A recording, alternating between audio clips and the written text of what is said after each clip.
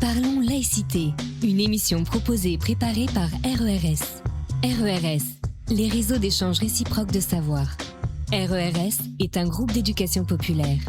Les citoyens et les citoyennes participants et acteurs actifs sont sans distinction d'âge, de conviction politique ou religieuse, ni d'origine culturelle ou sociale. L'objectif est de participer concrètement à la vie de la République, même modestement, dans notre ville et dans notre région. C'est pourquoi chaque mois, nous nous retrouvons pour échanger autour d'un thème qui devrait nous permettre de cultiver et de développer notre liberté de conscience. Bonjour à tous et bienvenue pour votre émission Parlons laïcité, votre émission préférée que vous trouvez sur tellement de canaux qu'on ne pourra pas tous les citer. Et aujourd'hui, nous sommes accueillis dans la nouvelle maison des services publics Jacques Prévert. Nous avons le directeur de cette maison des services publics qui est présent et on le remercie d'être présent. Voilà, qu'un nouveau local magnifique à Ivry-Courcouronnes qui sent encore le tout neuf. Donc, c'est absolument merveilleux qu'on puisse faire cette émission de radio ici. Nous sommes le jeudi 5 mars et comme d'habitude, le premier jeudi de chaque mois de 17h à 19h, vous avez donc rendez-vous avec votre émission régulière. Aujourd'hui, nous allons parler laïcité et université. Et pour cela, nous avons Samuel Mayol, ancien directeur du UT, qui sera là pour cette émission. Bonjour Samuel. Bonjour. Et bienvenue à toi. Merci. Pour l'interviewer, nous aurons notre magnifique Alain. Salut Alain. Bonjour à toutes et à tous. Comme à l'accoutumée, des dessins réalisés par un artiste illustre, extraordinaire, de volonté intergalactique au moins. Je vous présente Jean-Cri. Salut Jean-Cri. Salut. Voilà, et puis nous aurons bien sûr au derrière Agnès et Sébastien qui sont à la réalisation, à la production, et merci à eux. Et sans plus attendre, nous commençons l'émission. Bonne écoute. Parlons laïcité, une émission proposée et préparée par RERS, les réseaux d'échange réciproque de savoir. Samuel Mayol, bonjour. Bonjour. Vous êtes qui ? Donc je suis enseignant à l'université, maître de conférence exactement, et ancien directeur d'IUT, de l'IUT de Saint-Denis. Voilà, ce qui m'amène donc du coup aujourd'hui à pouvoir aborder ce thème de la laïcité à l'université. Ok, ça c'est pour l'université et pour la laïcité. Alors pour la laïcité, eh bien, je suis aujourd'hui le secrétaire général du comité Laïcité et République, qui est donc une association de promotion de la laïcité. Et dans ce cadre-là d'ailleurs, j'ai également obtenu en 2015 le prix national de la laïcité pour notamment mes actions au sein de mon IUT. Impressionnant. Merci. Impressionnant.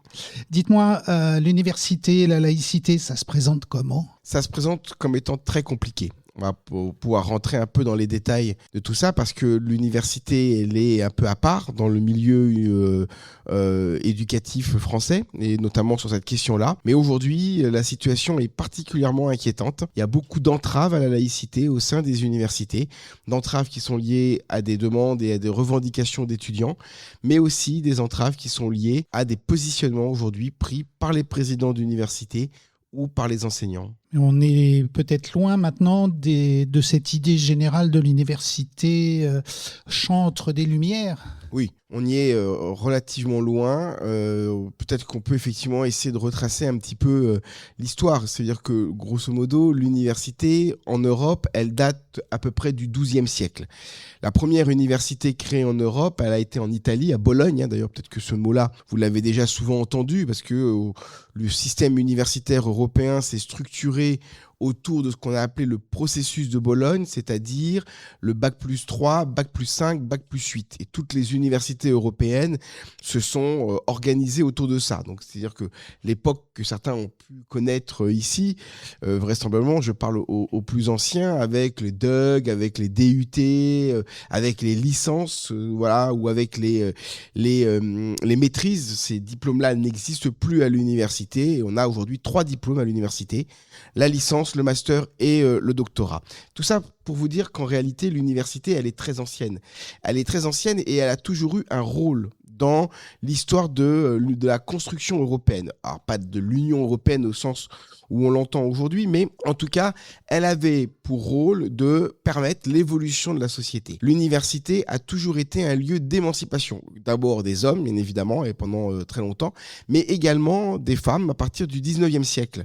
Et finalement, ce qui s'est produit à partir du début du 20e siècle, c'est une véritable massification de l'université, avec une accessibilité beaucoup plus importante aux études supérieures, la démocratisation du baccalauréat ayant permis de pouvoir permettre à de nombreux étudiants d'arriver à l'université. Et ça a explosé à partir des années 60-70, où il a même fallu construire de très nombreuses nouvelles universités. Et donc, dans l'histoire de l'université, j'ai envie de dire, il y a ce processus qui est relativement constant, qui est que peu à peu, il va y avoir de plus en plus d'universités. L'université a toujours été, en tout cas en Europe, en tout cas dans la partie plus francophone de l'Europe, les universités anglo-saxonnes étant un petit peu à part malgré tout, il y avait cette volonté quand même de permettre à chacun, à un maximum de personnes, de pouvoir accéder au savoir.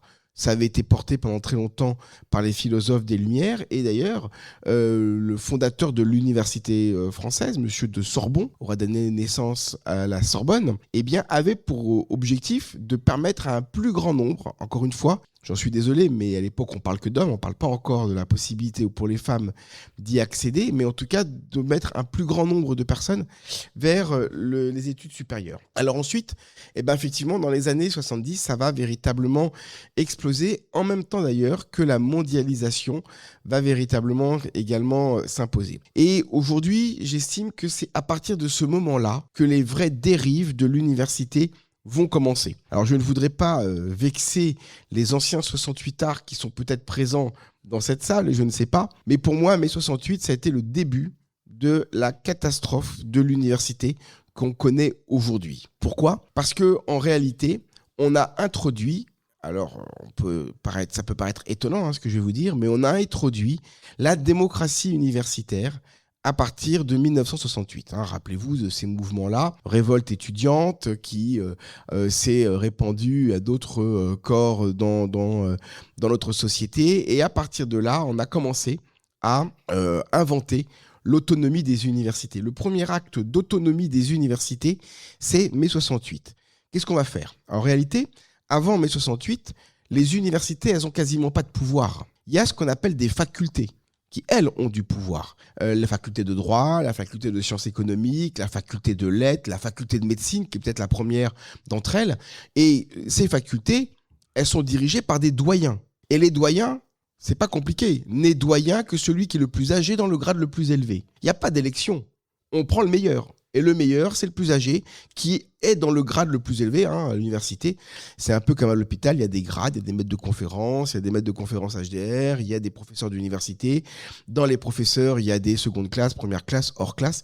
Donc, voilà, on devient professeur hors classe parce que, eh bien, on a publié beaucoup, on a fait avancer la science et on est le meilleur. Et en plus, on est le plus âgé. Donc, c'est comme ça que les doyens sont nommés avant mai 68. Et puis, en mai 68, les facultés vont disparaître. Il n'y a plus de facultés en France. Le mot « je vais à la fac », c'est une erreur de langage, ça n'existe plus. On a inventé à la place des UFR, unités de formation et de recherche. Pendant longtemps d'ailleurs, ça n'a pas été des UFR, mais des UER, unités d'enseignement et de recherche. Alors, on a transformé ça après dans les années 80 par UFR. Et donc, à la tête de ces UFR, il y a des personnes, enseignants, qui sont élus. À partir de mai 68, on va élire toutes les personnes qui sont dans les universités. Tout à l'heure, je vous le disais, moi j'ai été directeur d'un IUT pendant 10 ans, j'ai été élu directeur de l'IUT. Ça veut dire que, on mène une campagne électorale avec d'autres candidats, un peu comme aujourd'hui on est en train de le vivre avec les municipales. On présente des listes pour le conseil d'administration de l'IUT, de l'UFR, de l'université. Et si notre liste arrive en tête, on est logiquement élu. C'est exactement le même type de scrutin que pour des municipales. Un candidat présente des listes, il est en tête de sa liste et sa liste arrive en tête sur le plan avec un scrutin proportionnel, il est élu président de l'université. Mais donc, ça veut dire que pour pouvoir être président d'une université, directeur d'un UFR, il faut faire une campagne électorale et puis il faut plaire aux enseignants. Donc on est dans une sorte de démagogie, là, pour le coup. Parce qu'en fait, vont élire le président ceux qui ensuite seront gérés par le président. Ça veut dire qu'on élit notre chef, qui ensuite aura autorité hiérarchique sur les enseignants. Alors, c'est pas compliqué de dire, mais attends, Alain, moi j'ai voté pour toi, tu peux pas me faire ce coup-là maintenant. Maintenant que j'ai voté pour toi et que tu as été élu président, ma promotion, j'y ai le droit quand même. Et donc, ça se passe comme ça dans les universités. On est sur du clientélisme. On est sur du clientélisme depuis 68. Et ça s'est aggravé avec ce qu'on a appelé la loi Pécresse de 2007, qui a renforcé encore plus l'autonomie des universités. À l'époque, c'était donc Nicolas Sarkozy qui était président de la République et tout le monde s'était dit c'est pas possible.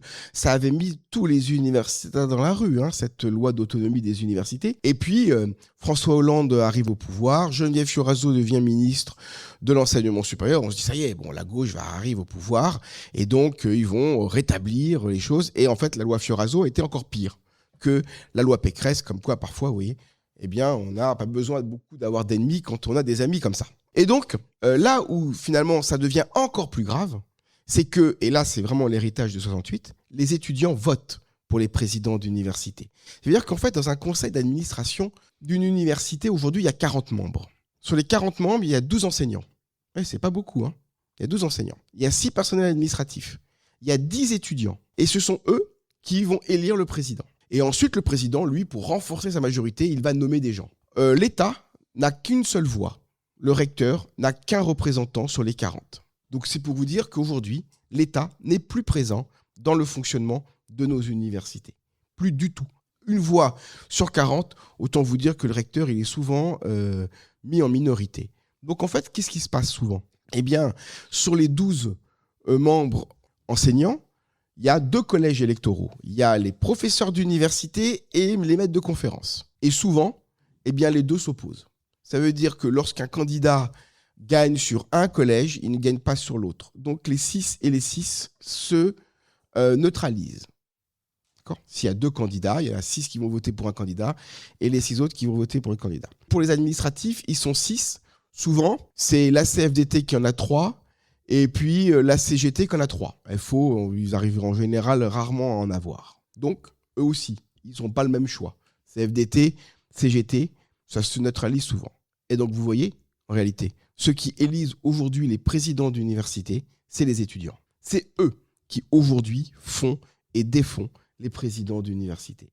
Alors, on peut se dire, après tout, c'est bien, parce que ce sont les usagers. C'est aussi pour eux qu'on est là, on est enseignants. Oui, c'est bien. Moi, je me rappelle de l'époque où l'UNEF s'opposait à l'UNI dans les universités. Aujourd'hui, ils n'existent plus. Il n'y a plus qu'un seul syndicat dans la plupart des universités présents. C'est l'Union des étudiants musulmans de France. Et c'est eux qui remportent les élections à Rennes, à Grenoble, à Paris 8, à Paris 13, à Paris 3. Dans toutes ces universités-là, c'est eux qui arrivent aujourd'hui en tête des élections. Et c'est donc eux qui, aujourd'hui, font et défont les présidents d'université. Donc, vous imaginez bien à quel point l'enjeu lié à l'antisémitisme, à la laïcité, aux valeurs de la République est devenu aujourd'hui un enjeu majeur au sein des universités. Je suis désolé, je vous le dis à l'avance, vous allez repartir de là ce soir complètement démoralisé, mais je ne vais que vous décrire la situation actuelle des universités françaises. Il n'y a aucun point positif. Il n'y a pas beaucoup de points positifs. Pour être très franc, il n'y a pas beaucoup de points positifs parce qu'on aurait pu imaginer que les points positifs, ce soit par exemple une meilleure flexibilité des universités pour adapter les diplômes aux enjeux locaux ou que finalement il y ait plus de réactivité de la part des universités. Mais ça n'est même pas le cas en réalité parce que aujourd'hui, vous voulez créer un nouveau diplôme dans une université, vous avez tout un arsenal administratif qu'il faut respecter et qui, en réalité, est ultra compliqué. En fait, ce qui s'est passé à partir de la loi Pécresse de 2007, ça a été de dire les universités vont devenir autonomes. Elles vont devenir des établissements autonomes. Ça, c'est nouveau. Avant, les universités ont une certaine autonomie pédagogique et politique, mais elles n'ont pas une autonomie financière ou une autonomie de gestionnaire. Là, elles vont l'avoir. Donc à partir du moment où les universités demandent leur autonomie, maintenant elles le sont toutes, mais à partir de 2007, donc il a fallu 5-6 ans pour qu'elles le demandent toutes progressivement, c'est devenu une structure juridique à part entière. Le président a tous les pouvoirs. Il a tous les pouvoirs, notamment, bien sûr, les pouvoirs financiers, le pouvoir d'organisation, le pouvoir managérial.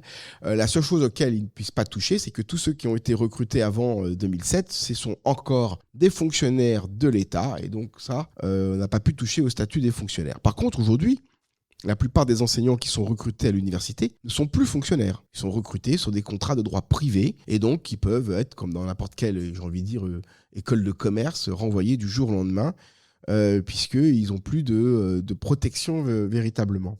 Et donc, en fait, ces présidents d'université, on a élu des enseignants. Alors, dans certaines universités, on a élu des médecins, des sociologues, des psychologues, des économistes. Mais on a élu des personnes qui, dans la plupart des cas, n'avaient pas de compétences de gestion.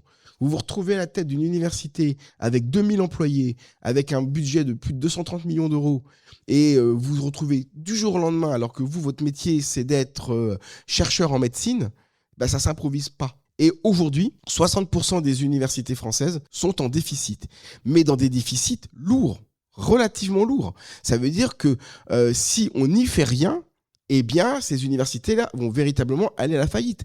Et elles n'arrivent plus à payer. Alors, les salaires des fonctionnaires ne sont pas payés par les universités, sont payés par l'État. Donc, au moins, eux, ils sont tranquilles. Mais ceux qui ne sont pas payés par l'État parce qu'ils sont de droit privé, eux, ils sont plus inquiets de la situation. Et puis surtout, on se retrouve dans des établissements où, d'un point de vue bâtimentaire, ça ne suit plus. Il y a une insalubrité dans énormément d'établissements aujourd'hui parce que les universités n'arrivent pas à subvenir aux besoins financiers élémentaires pour pouvoir faire vivre les bâtiments. Dans mon université, qui est l'université Sorbonne Paris-Nord, par exemple, eh bien, l'année dernière, on a fermé l'université parce qu'il n'y avait pas assez de moyens pour pouvoir chauffer les bâtiments. Voilà. Donc, on a mis tout le monde en télétravail pendant 15 jours. Bon, ceci dit, c'est pratique, parce que du coup, les gens ne viennent pas travailler, donc on ne va pas vérifier qu'ils soient vraiment en télétravail. On n'a pas les moyens pour avoir tout ça. Donc voilà, on est dans cette situation-là véritablement. Et puis, là où il y a aussi pour moi une vraie dérive, ça revient finalement un petit peu à ce que je disais, c'est quelle est la mission de l'université ? Si la mission de l'université, c'est de former les futurs citoyens, c'est de former des personnes qui seront l'élite intellectuelle de demain. Mais je mets des guillemets au mot élite, c'est pas du tout péjoratif. Eh bien, on a besoin de toutes les disciplines universitaires. On a besoin de philosophie, on a besoin des lettres modernes, lettres anciennes. On a besoin aussi d'ailleurs d'avoir des chercheurs en ancien français. On a besoin d'avoir toutes ces disciplines-là. Sauf que aujourd'hui, ces disciplines universitaires, elles ne rapportent pas d'argent à l'université. Parce que, très concrètement, les universités aujourd'hui sont sommées d'aller chercher de l'argent par elles-mêmes. Il n'y a pas assez d'argent de l'État. L'État ne donne pas assez. Ça, c'est un vrai problème parce que à partir du moment où les universités, il faut que je vous explique ça, ont été autonomes, l'État a fait une photographie des moyens financiers qu'il donnait à chaque université au moment de l'autonomie. Donc, imaginons une université, donc en province ou en région, a un budget de 200 millions donné par l'État. Très bien. En 2007, l'État donne cette somme-là tous les ans depuis 2007 sans aucune revalorisation du montant. Or, entre-temps, les bâtiments se sont dégradés. Les fonctionnaires, il faut quand même les payer sur ces 200 millions. Eh bien, leur salaire a augmenté naturellement. Vous savez, un fonctionnaire, son salaire, il augmente. À l'université, en tout cas, tous les 2 ans et 10 mois, c'est très linéaire. Il n'y a pas grand-chose à faire, il n'y a plus qu'à attendre. Donc, la masse salariale, elle augmente naturellement, sans même qu'on recrute plus de personnes. Les bâtiments... il faut les rénover également. Donc, ça ne suffit pas. Et ce qui, en 2007, correspondait à 100% du budget d'une université donné par l'État, aujourd'hui, ça correspond à 60%. Et donc, ces 40% manquants, les universités doivent aller trouver l'argent. Alors, comment elles font ? Eh bien, elles vont chercher de la taxe d'apprentissage. Donc, l'apprentissage, ça a été la poule aux œufs d'or des universités. On a tous développé des tonnes de formations en apprentissage. Alors moi, je travaille dans un IUT. Donc là, c'était pas compliqué de trouver des entreprises. En commerce, en gestion, même en mécanique. On a trouvé des entreprises qui prenaient nos étudiants en apprentissage et qui donc du coup subventionnaient l'université grâce à ça. Mais en philo, allez trouver, vous, des entreprises qui vont prendre des apprentis en sociaux, en psycho, même en droit. Il n'y a pas beaucoup de cabinets d'avocats qui aujourd'hui acceptent de prendre des apprentis. En médecine non plus, sauf éventuellement quelques cliniques privées et encore, elles n'aiment pas trop ça. Donc vous voyez qu'il y a en réalité plein de disciplines universitaires qui sont en train de disparaître aujourd'hui alors qu'elles font partie de l'histoire de l'université française et même d'ailleurs de l'université européenne. Donc en fait, cette autonomie, elle est néfaste sur le plan économique, je viens de vous l'expliquer, mais elle est également sur le plan intellectuel. Et puis alors ensuite, il y a toutes les dérives intellectuelles dont on va pouvoir parler, le wokisme, l'antisémitisme, les entraves à la laïcité, le décolonialisme, toutes ces questions qui aujourd'hui sont au cœur de l'université française, et pas que français d'ailleurs, hein, puisque la plupart des mouvements viennent plutôt d'ailleurs des pays anglo-saxons, et qui aujourd'hui sont de vraies dérives de l'université, qui sont aussi une des conséquences de l'autonomie des universités. Il n'y a plus de recherche en fait. Alors, il y a encore de la recherche, mais elle n'est pas contrôlée. C'est-à-dire que moi, je suis maître de conférence. Donc, en fait, à l'université, vous avez, on va dire, 4 catégories d'enseignants. Vous avez les enseignants vacataires. J'en reparlerai tout à l'heure, si vous le voulez bien, quand on abordera un peu plus la question de ce qui a pu m'arriver, moi, à l'IUT de Saint-Denis et des problèmes que j'ai rencontrés. Donc, enseignant vacataire, c'est pas compliqué. N'importe quelle personne qui est dans cette salle, qui a un diplôme universitaire, au moins équivalent au niveau dans lequel il est censé enseigner. Donc, si vous voulez enseigner à des étudiants de Bac+2, il faut que vous ayez au moins un Bac+2. Et il faut que vous ayez un contrat de travail principal. Ouais, je sais pas, vous travaillez dans une entreprise comme comptable, comme commercial, comme ce que vous voulez. Donc, si vous avez un employeur principal, on peut vous recruter comme enseignant vacataire à l'université. On ne peut pas prendre de chômeurs parce que l'université ne peut pas devenir l'employeur principal d'un vacataire. Donc, il faut forcément qu'il y ait un emploi principal. Et puis, vous avez le droit de faire 192 heures d'enseignement à l'université. Et c'est comme ça qu'à l'université, on a beaucoup d'enseignants qui viennent du monde de l'entreprise. Et c'est pas totalement absurde, hein. On peut dire qu'un avocat, il est compétent pour enseigner le droit. Je trouve ça plutôt bien. Un directeur des ressources humaines dans une entreprise, il peut très bien venir dans une formation universitaire enseigner les ressources humaines à des étudiants. Au contraire, ça donne un côté très professionnel à l'enseignement et c'est plutôt une bonne chose. 192 heures, c'est payé 41 € de l'heure. Donc, oui, c'est pas grand-chose. Ça vous fait à peu près un peu moins de 8 000 € brut. Faut enlever après le... Voilà. Je ne suis pas en train d'essayer de vous recruter. J'explique juste le fonctionnement, bien évidemment. Deuxième catégorie d'enseignants, ce sont des enseignants fonctionnaires qui viennent du lycée. Ce qu'on appelait autrefois les PRAG ou les PRCE, professeurs agrégés ou professeurs certifiés en fonction du concours qu'ils avaient réussi. L'agrégation ou le CAPES. Pour nous, à l'université, c'est un peu la même chose. Aujourd'hui, on les appelle au sein des universités les ESAT, c'est-à-dire les enseignements du secondaire, les enseignants du secondaire. Donc eux, ils viennent du lycée et ils sont à temps plein à l'université. Ils sont détachés, si vous voulez, et ils doivent faire 384 heures d'enseignement sur l'année. C'est pas énorme, c'est moins qu'au lycée. Ça leur fait entre 6 et 8 heures par semaine, en moyenne. Mais bon, sauf que c'est pas comme dans un lycée, c'est pas toutes les semaines exactement à la même heure, ça va dépendre des cursus, mais en gros, ça fait ça. Voilà. Et par contre, au niveau du salaire, c'est toujours la même grille salariale que celle qu'ils ont au lycée. Ils sont pas mieux payés parce qu'ils sont à l'université. Ils restent rattachés au ministère de l'Éducation nationale et pas de l'enseignement supérieur. D'ailleurs, ils sont, s'ils le souhaitent, c'est même pas obligatoire, ils peuvent être inspectés par un inspecteur de l'Éducation nationale, mais c'est pas obligatoire. Ils peuvent ne pas du tout être inspectés pendant toutes les années où ils seront enseignants à l'université. Et puis ensuite, on a 2 catégories d'enseignants-chercheurs. Et comme dans le nom l'indique, les enseignants-chercheurs, ils font de l'enseignement et de la recherche. Et donc, ça veut dire qu'ils sont à moitié en enseignement, à moitié en recherche.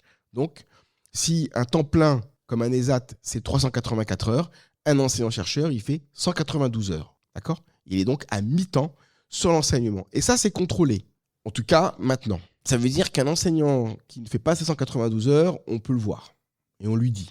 Et soit il est moins payé, soit il rattrape l'année suivante. Par contre, au niveau de la recherche, normalement, il est censé être l'autre moitié du temps sur une activité de recherche dans toutes les disciplines. On fait de la recherche aujourd'hui dans toutes les disciplines, pas qu'en médecine ou en physique. On en fait aussi en économie, en langue, en tout. Eh bien, il est censé être dans un laboratoire, faire de la recherche et produire des articles de recherche. Là, il n'y a aucun contrôle qui est fait. Aucun. Ça veut dire que il y a même des enseignants aujourd'hui qui ne sont pas affectés à un laboratoire, qui ne font pas du tout de recherche, qui ne publient aucun article de recherche, et il n'y a aucun moyen donné à qui que ce soit pour pouvoir faire pression sur eux. C'était le président Sarkozy qui justement voulait modifier ça a mis tout le monde dans la rue, et donc il n'a pas osé aller plus loin. Même le nombre de publications ne sert pas de point de référence. Non, et puis en plus, j'ai envie de dire qu'un enseignant-chercheur qui publie, il n'est pas mieux payé, donc en fait, en réalité, il n'a aucun intérêt réel, sauf l'amour de sa science, s'il en a une, et puis éventuellement une certaine réputation dans son milieu de recherche. Sans ça, financièrement, et même Par rapport à la carrière, ça peut avoir un impact quand même. Par rapport à la carrière, par rapport à l'évolution de la carrière. Tout à l'heure, je vous disais qu'au niveau grille salariale, ça augmente. Maintenant, parfois, on peut passer hors classe. Voilà. Et ça, c'est effectivement quand même la recherche qui va rentrer en ligne de compte. Et ça va aussi rentrer en ligne de compte si vous souhaitez changer d'université. Ça veut dire que si vous voulez muter, la recherche, elle va compter. Voilà, mais on veut dire un enseignant-chercheur qui se contente de finalement venir faire ses 192 heures de cours dans l'année et puis le reste du temps, il va aller, je sais pas moi, faire des conférences sur la laïcité par exemple, eh bien il n'a pas besoin de faire beaucoup de recherches et il est tranquille comme ça. Voilà. Ça a entraîné cette réforme générale, ça a entraîné une baisse finalement de la qualité de l'université en tant que telle. Et à tel point d'ailleurs qu'aujourd'hui, l'université française, elle n'est pas forcément très bien classée dans ce qu'on appelle le protocole de Kyoto, qui est le classement de toutes les universités mondiales. Et donc pour pallier ce phénomène, on a voulu fusionner les universités entre elles en disant si on regroupe toutes les universités entre elles ou de grandes universités entre elles, eh bien on va regrouper des chercheurs et peut-être que du coup on sera dans le classement de Shanghai. Voilà, c'est plutôt le classement de Shanghai dont je voulais vous parler. Et donc c'est ce qu'on a fait. Il y a quelques années, il y avait 120 universités en France. Aujourd'hui, il n'y en a plus que 70. Elles n'ont pas disparu, elles ont fusionné entre elles et on a créé de très gros mastodontes universitaires. La première université française étant Paris-Saclay, qui a regroupé plein d'universités. Et aujourd'hui, effectivement, Saclay est, je crois, classé 50e au classement de Shanghai. Mais c'est la seule. Et en réalité, il n'y a pas grand-chose qui est fait pour permettre véritablement aux enseignants-chercheurs d'être motivés ou mobilisés sur la recherche. Mais je sais pas, on voit pas cette baisse de... Personne n'en parle. Moi, je passe mon temps à en parler, sauf que la réalité, c'est que en fait, alors les citoyens, eux, ils sont pas censés savoir, effectivement, mais quand vous essayez d'en parler aux politiques, ils s'en foutent. J'ai écrit ce livre qui s'appelle Université en crise, que j'ai écrit donc l'année dernière. Il a été publié il y a 1 an à peu près. Et donc, je me suis dit, là-dedans, j'explique tout. J'explique tout ce qui ne va pas dans les universités. En plus, je fais même une proposition de réforme de l'université. Ça, si un jour, on veut nommer un nouveau ministre, voilà, moi, j'ai déjà ma réforme. Bien sûr, je plaisante parce que pour ça, il faudrait quand même qu'on ait des gouvernements qui soient très enclins vers la laïcité. Et pour l'instant, il n'y en a pas beaucoup qui me plaisent. Mais en tout cas, j'ai écrit à tous les députés, à tous les sénateurs. Je leur ai envoyé un mail en me présentant, en disant j'ai écrit un livre sur l'université française dans lequel j'explique que l'université va très mal. Je leur dis si vous acceptez de me recevoir, je viens et je vous offre mon livre. Et je me suis fait des films en me disant ils vont tous me recevoir, je vais me coûter un fric de dingue en livre, pourquoi j'ai fait ça? Voilà, j'ai eu 3 réponses. Il y a 577 députés, 944 sénateurs, j'ai envoyé plus de 1500 mails sur plusieurs jours parce que ma boîte mail a explosé. Enfin, pas explosé, mais vous savez, on est limité, saturé. Et j'ai eu 3 députés du Rassemblement national qui m'ont contacté. Les 3 seuls. Et pour être très franc, je n'y suis pas allé. Voilà. C'était pas avec eux que j'avais envie de discuter. Et en plus, il n'y a pas très longtemps, j'ai revu la présidente de l'Assemblée nationale. Alors, rien à voir, j'avais été invité au dévoilement de la plaque pour Pierre Bérégovoy, qui aurait eu 100 ans cette année. Et donc, on a mis une plaque sur son siège à l'Assemblée nationale. Donc, j'ai une amie qui fait partie de sa famille, donc elle m'a invité, j'y suis allé, donc j'ai vu la présidente de l'Assemblée nationale. Et je suis allé la voir. Je lui ai dit, Madame la Présidente, je vous ai écrit un mail pour vous parler de l'université, vous ne m'avez pas répondu. Elle était gênée, elle me dit, bon, je suis désolé, surtout que ça m'intéresse beaucoup, c'est un sujet important, bon, très bien. Et donc, elle me présente à une de ses collaboratrices qui était là, et elle me donne son mail, le mail de la collaboratrice, qui me dit, envoyez-moi un mail et je vous trouverai un rendez-vous. Voilà, ça c'était en décembre. Et j'ai bien sûr jamais eu de réponse. Voilà. Mais nous sommes en période électorale, bien sûr. Non, mais on est toujours en période électorale. Toujours. Là, on est au municipal. Dès qu'on aura terminé dans 3 semaines, on va rentrer en campagne électorale pour les présidentielles. On est toujours en campagne électorale. C'est pas le sujet en réalité. Je veux dire, si vraiment c'était un point qui était important pour eux, voilà, en réalité, et moi, j'hésite pas à le dire, l'État s'est débarrassé des universités. Mais c'est grave parce que la réalité, c'est que aujourd'hui, eh bien, les universités, elles ne font plus leur rôle d'ascension sociale, leur rôle d'élite intellectuelle de notre pays. Et je pense que c'est vraiment un danger.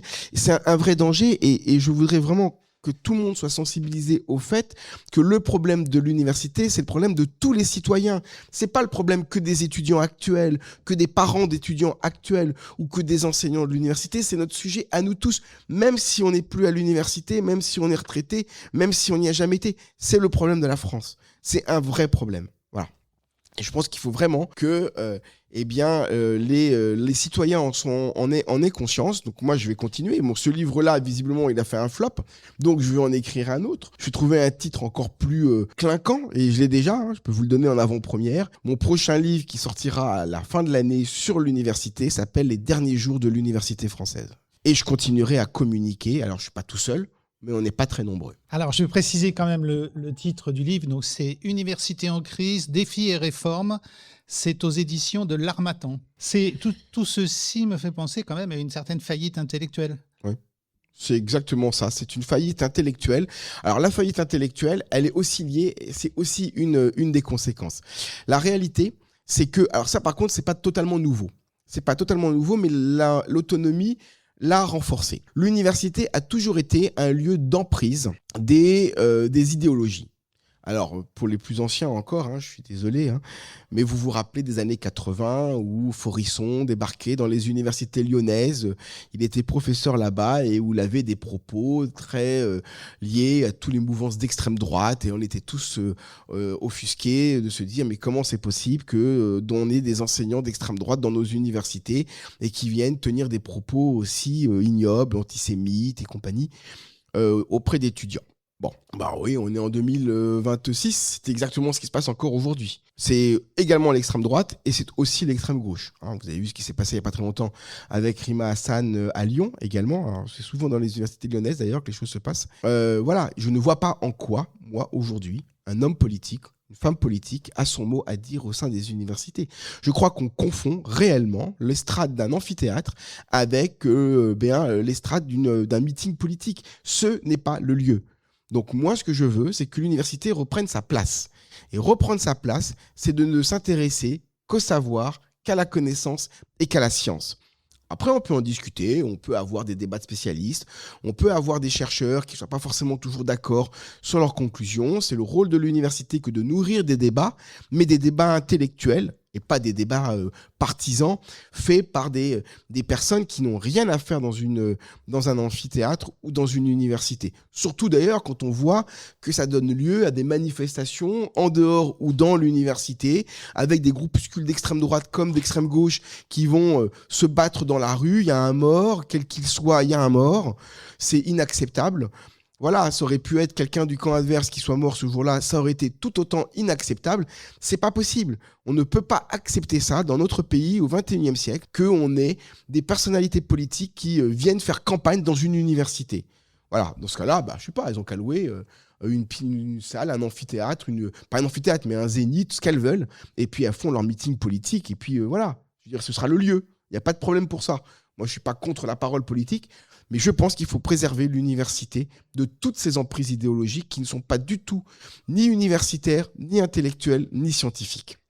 Donc, la réalité, c'est que, encore une fois, les présidents d'université acceptent ça.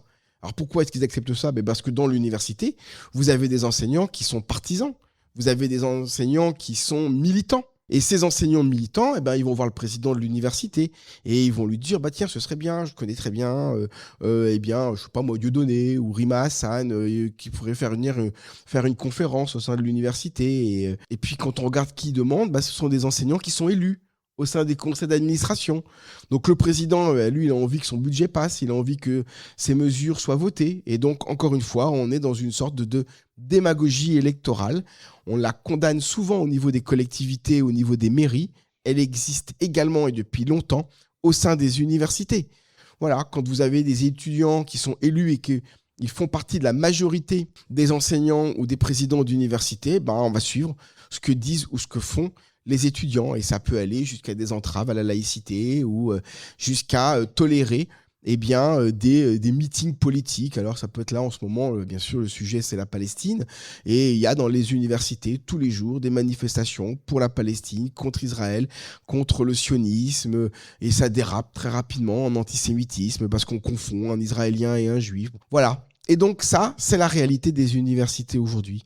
Ça se dit pas parce que c'est un peu comme l'armée, c'est à grande muette, l'université. Tout ce qui s'y passe ne s'y dit pas. Et quand on a des gens comme moi qui n'acceptent pas ça et qui le dit à l'extérieur, on se retrouve suspendu de ses fonctions par le président de l'université, agressé, menacé de mort, et on continue le combat quand même. Voilà. Et c'est ce que moi, j'ai vécu à la tête de mon IUT. Je vais vous raconter, si ça vous intéresse, un petit peu plus en détail cette histoire, mais voilà. Après, moi, je me suis jamais apitoyé sur mon sort. Bien au contraire.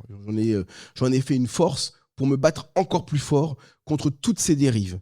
Parce que s'il y a bien une chose que je n'ai pas acceptée, c'était de me laisser faire et de laisser cette IUT à la dérive. Donc en fait, moi, j'ai dirigé l'IUT de Saint-Denis, en Seine-Saint-Denis, pendant 10 ans, de 2012 à 2022. Donc j'ai été élu en 2012. L'IUT de Saint-Denis, en 2012, c'est 2000 étudiants, répartis sur 2 sites en cœur de la ville. On est vraiment au milieu de Saint-Denis et il y avait 7 départements d'enseignement différents qui vont de la mécanique à la physique jusqu'au commerce et aux sciences de gestion. Quand j'ai pris la direction de cette IUT, je me suis rendu compte de 2 phénomènes distincts. Premièrement, une salle de prière. Une salle de prière qui n'était pas très grande. Vous savez, dans les universités, les associations étudiantes, elles ont souvent des locaux. Peut-être que vous avez connu ça. Ils font des photocopies pour les étudiants. Ils vendent des petits sandwichs. Enfin, voilà, il y a une petite activité. Ils mettent un canapé. Les étudiants viennent écouter de la musique entre 2 cours. Moi, j'étais étudiant il y a quelques années maintenant. On a toujours vécu ça. Les associations étudiantes, les syndicats étudiants, ils ont des locaux qui leur sont confiés. Et donc, dans un de ces locaux qui était entre les mains d'une association qui s'appelait l'Ouverture et qui portait particulièrement mal son nom d'ailleurs, ce local a été transformé en salle de prière. Je signale que tout ce que je suis en train de vous dire là, moi j'ai bien conscience que ça sera diffusé sur les ondes et j'ai déjà été poursuivi au tribunal pour tout ça. Et je continue à le dire malgré tout. Et j'assume complètement. Donc, tous ceux qui m'écoutent et qui contestent une fois de plus ces faits, ils peuvent toujours porter plainte contre moi. On se retrouvera au tribunal. J'ai aucun problème. J'ai encore 7 plaintes en cours et je continuerai mon combat jusqu'au bout. Et à chaque fois, je gagne. Donc, pas de souci. Ça me prend du temps et de l'énergie, mais à la fin, c'est moi qui gagne. Vous risquez de vous retrouver au placard définitivement. Oui, mais je suis déjà un petit peu. Mais c'est pas grave. Au placard de l'université. Oui, mais vous savez, vous avez des placards qui sont en réalité des tribunes pour pouvoir dire et dénoncer. Moi, j'ai pas de problème avec ça. Ça fait longtemps que j'ai fait une croix sur ma carrière universitaire. Mais c'est pas grave. Continuerai mon combat. Et d'ailleurs, c'est intéressant comme question. Je vais vous expliquer pourquoi. Première dérive, cette salle de prière. Cette salle de prière avec une 40aine de tapis. Cette salle de prière, elle fait 50 mètres carrés. 60 mètres carrés. C'est une salle de classe. Vous voyez, donc c'est pas très très grand. Voilà. Donc moi je découvre ça 2 jours ou 3 jours après avoir pris la direction de l'IUT où je fais un tour des locaux et là je rencontre ce truc-là et donc je mets fin à la salle de prière immédiatement. Je récupère les locaux, je récupère la clé et je décide de supprimer la salle. Et puis, en plus, ils vendaient des sandwichs halal dans le hall d'entrée. Alors là, en plus du problème lié pour moi à une entrave à la laïcité, mais surtout, il y a un problème en plus sanitaire. Enfin, je veux dire, ils arrivaient avec une espèce de bac en plastique, une espèce de grand bac Tupperware, des sandwichs. Je ne sais même pas comment ils avaient été fabriqués. Ils vendent ça comme ça, 5 € le sandwich. Je veux dire, en plus, c'est limite même sur le plan sanitaire, quoi.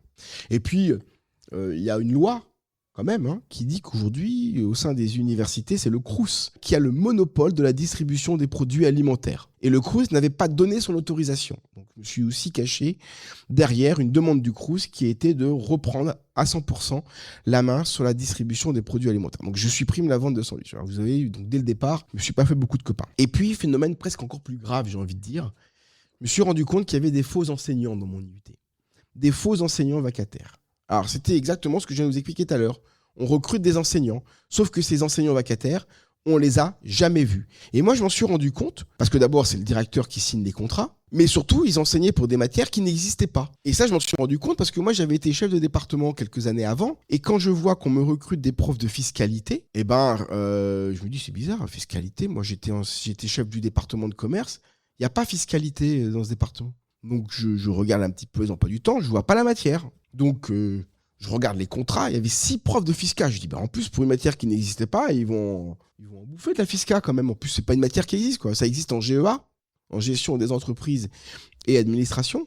Pour le coup, là, ils font de la fiscal, mais en commerce, ils en font pas. Donc, j'appelle le chef de département, il me dit, oui, tu sais bien, 80% adaptation locale. Alors, c'est vrai qu'aujourd'hui, les programmes des IUT, c'est 80% d'enseignement fixé par les programmes officiels et 20% qui sont à la libre appréciation des chefs de département pour faire un peu ce qu'ils veulent. En Corse, ils font du corse. Par exemple, c'est obligatoire. Hein. Les nationalistes, ils ont imposé l'enseignement du corse dans les 20%. Bon, nous, on n'a pas fait ça à l'UT de Saint-Denis, mais voilà, moi, quand j'étais chef de département, les 20%, c'était un stage supplémentaire parce que je voulais que les étudiants aient le maximum d'expérience en entreprise en me disant, un étudiant qui sort de mon IUT avec 3 stages par rapport à un étudiant qui sort avec 2 stages, bon, bah, peut-être qu'il a un avantage supplémentaire. Et donc, il me dit, bah non, c'est pour faire l'adaptation locale. Alors, je regarde dans pas du temps, il n'y a pas. Je dis, bah, tu les mets où, tes cours de FISCA?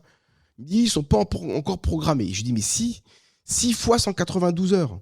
Ça fait, vous faites le calcul, presque 1200 heures de fiscalité. C'est énorme. Même les profs d'anglais, alors que c'est une matière qu'ils ont toute l'année, on n'en a que 3 dans le département. Donc, donc en réalité, ces cours n'existaient pas. Parce qu'en plus, j'ai été demandé aux étudiants, ils n'ont jamais vu ces enseignants-là. Et dans cette salle de prière, eh bien, j'ai compris, en réalité. On recrute des faux vacataires. Hein, c'est pire que dans la ville de Paris à l'époque de Tibéri. On recrute des faux vacataires. On les paye 192 heures, ils gardent la moitié pour eux et ils reversent la moitié à une association cultuelle pour construire des lieux de culte. Voilà comment aujourd'hui, sur fonds publics, on peut construire des lieux de culte en France. J'ai bien sûr refusé de signer tous les contrats des vacataires. J'ai prévenu le président de l'université qui m'a dit que je racontais n'importe quoi, que d'ailleurs les tapis de prière n'existaient pas et que c'était moi qui les avais mis. Et il s'est basé sur une espèce de vidéo qu'il a trouvée où on me voyait rentrer dans le local du sport avec un sac, il y avait des t-shirts à l'intérieur de l'UIT, et ressortir du local du sport sans le sac. Et il est allé dire à l'AFP, regardez, il rentre dans la salle soi-disant dans la salle de prière avec un sac rempli de tapis et il ressort sans ce sac. L'AFP, elle n'a pas été vérifiée et c'est sorti dans la presse. Et donc, j'ai été accusé de manipulateur islamophobe, suspendu de mes fonctions par le président de l'université et j'ai reçu des milliers de menaces de mort sur les réseaux sociaux, une trentaine directement chez moi, à mon domicile. Hein. Vous recevez des courriers par la poste avec votre portrait imprimé sur une feuille, les yeux crevés, du sang qui coule des yeux, enfin c'était de l'encre rouge avec « tu vas mourir, toi, ta femme et tes enfants ». Ils sont venus un jour chez moi, ils ont pété toutes les fenêtres de ma voiture. Ça fait bizarre. Hein. Vous partez un matin, il n'y a plus une fenêtre qui est encore en bon état, toutes, hein, même tes petites lucarnes qui sont à l'arrière, ils ont tout pété. Bon, voilà, donc ça a été mon quotidien pendant 4 ans. Et pourquoi est-ce que le président ne m'a pas soutenu ? Parce qu'en fait, ces étudiants-là, ces enseignants-là, ils étaient élus au sein du conseil d'administration et qu'ils avaient besoin de leur voix pour pouvoir faire passer les mesures et que politiquement, il y avait plus intérêt à soutenir ces gens-là que moi. J'ai été traîné en commission disciplinaire. Hein, on m'a accusé d'avoir mis des tapis, d'avoir inventé tous ces phénomènes-là. Puis après, ils ont été trouvés des conneries, comme quoi j'aurais donné des jours de congé aux administratifs. Ils avaient le droit à 53 jours et je leur ai donné 7 jours de plus, 60. Donc ça n'a pas été compliqué comme défense. Hein. Je suis allé voir le mec de la CGT, je lui ai dit, est-ce que je t'ai donné 7 jours de plus ? Et là, il me dit, non, justement, d'ailleurs, c'est une de mes revendications. Je dis, tu me l'écris. Voilà, donc c'est un tract de la CGT qui m'a aidé là. Et donc finalement, bien évidemment, j'ai gagné, j'ai été suspendu pendant 8 mois et j'ai été réintégré à la direction de l'IUT, j'ai été réélu ensuite directeur de l'IUT et j'ai saisi le tribunal, l'université a été condamnée, donc j'ai gagné au tribunal. J'avais aussi, donc le président avait demandé à ce que, non, la ministre, parce que ça avait été médiatisé, hein, d'ailleurs. RTL en avait fait son ouverture un jour avec Marc-Olivier Fougiel qui m'avait appelé un matin pour me dire on ouvre le journal ce soir sur vous, est-ce que vous voulez venir témoigner sur la première radio de France ? Je lui dis non, je vais pas venir à 18h sur RTL dire bonjour, je m'appelle Samuel Mayol et je suis menacé de mort. Non, ça je ferai pas ça. Voilà, donc il en a quand même parlé bien évidemment. Et puis donc il y a eu une inspection générale des services, on a bien ça hein, dans l'administration. Donc les inspecteurs m'ont donné raison. Le président n'était pas content, il a demandé une contre-inspection. Les contre-inspecteurs m'ont donné raison. Le tribunal administratif a condamné l'université et la Cour des comptes. J'avais saisi, moi, la Cour des comptes sur la partie financière. Au titre de l'article 40 du Code de procédure pénale, ils sont venus, ils ont fait une enquête et ils m'ont aussi donné raison. Donc j'ai gagné sur toute la ligne et d'ailleurs j'ai même eu le droit aux excuses officielles de l'AFP. Bon, le mal est fait parce qu'aujourd'hui, je continue à être parfois agressé ou menacé de mort. Agressé, moins. Mais menacé de mort, ça m'arrive. Et je viens de gagner un procès il y a 6 mois où quelqu'un avait réinventé l'histoire des tapis. En fait, moi, c'est pas compliqué. On m'insulte, je porte plainte. C'est pas compliqué. Hein. C'est inacceptable. Voilà. La justice est passée. on m'insulte ou on raconte n'importe quoi. Je fais des captures d'écran. J'ai 3 avocats qui sont sur le coup. Et c'est systématique, je porte plainte. Et en plus, c'est l'université qui paye, puisque j'avais réussi à obtenir de la part du Premier ministre de l'époque, qui s'appelait Manuel Valls, la protection fonctionnelle. Et c'est en tant qu'ancien directeur de l'IUT que je suis encore aujourd'hui accusé sur les réseaux sociaux. Donc j'envoie la facture à l'université qui n'est pas content. Je dis, mais dans ce cas-là, si vous n'êtes pas content, faites ce qu'il faut pour que ça n'arrive plus. Cette affaire, dans les universités, elle est devenue célèbre. Tout le monde connaît l'affaire de l'UT Saint-Denis, ça a été la première. Ça a été la première, pas de dérive, il y en a eu plein avant.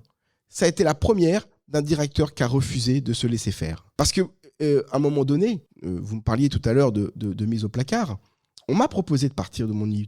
Mais en plus, avec beaucoup de bienveillance. On m'a proposé, le Premier ministre de l'époque, m'a proposé de me nommer au professeur des universités à la Sorbonne. Je passe du statut de maître de conférence à l'UT de Saint-Denis au statut de professeur des universités à la Sorbonne. On peut imaginer que pour tous les universitaires de France, c'est le point d'orgue de la carrière. Tout le monde rêve de ça. Bah, moi, j'en rêve pas et j'ai refusé. J'ai refusé pour 3 raisons. D'abord, parce que moi, j'étais suspendu au moment où ça m'arrivait.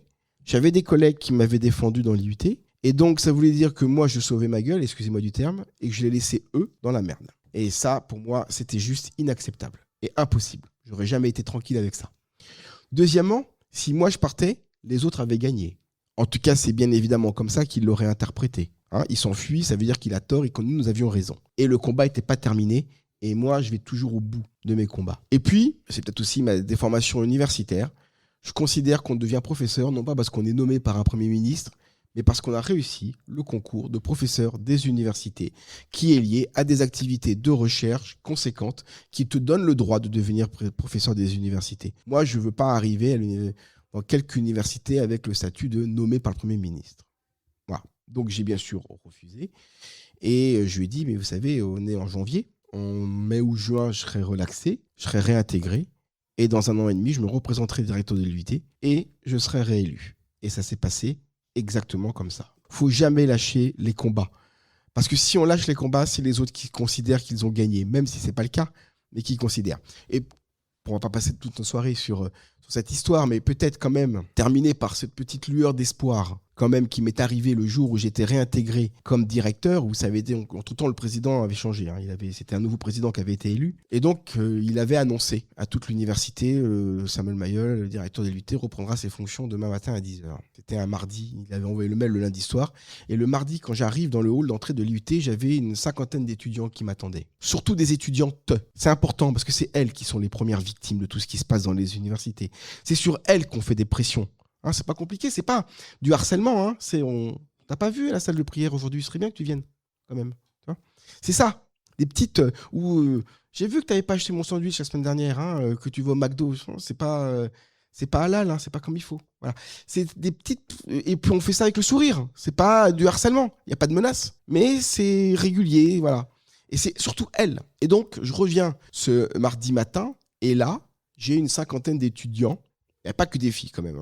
Il y avait beaucoup de filles, mais il n'y a pas que ça. Et ils m'attendent dans le hall d'entrée de l'IUT. J'arrive et mes étudiants m'applaudissent. Donc, c'était important parce que j'étais très ému en réalité parce que moi, je me suis battu d'abord pour l'université, donc pour ses étudiants. Et donc, ils m'offrent un cadeau. Donc, j'étais encore plus gêné. Donc, j'ouvre ce paquet devant eux et là, je tombe sur un tapis. Donc, là, j'étais super, comment on pourrait dire, perplexe. Et là, tout le monde éclate de rire et ils me disent « Mais vous inquiétez pas, monsieur Mayol, c'est pas un tapis de prière. » Et c'était un super beau tapis en laine de Kabylie que je garde très précieusement parce que c'est mon plus beau trophée. Dites-moi, il nous reste 5 minutes. Est-ce que vous avez des solutions pour l'université ? Oui, alors 5 minutes, du coup, ça va être un peu compliqué. Moi, je pense que l'idéal, ce serait de supprimer l'autonomie des universités. C'est quasiment impossible.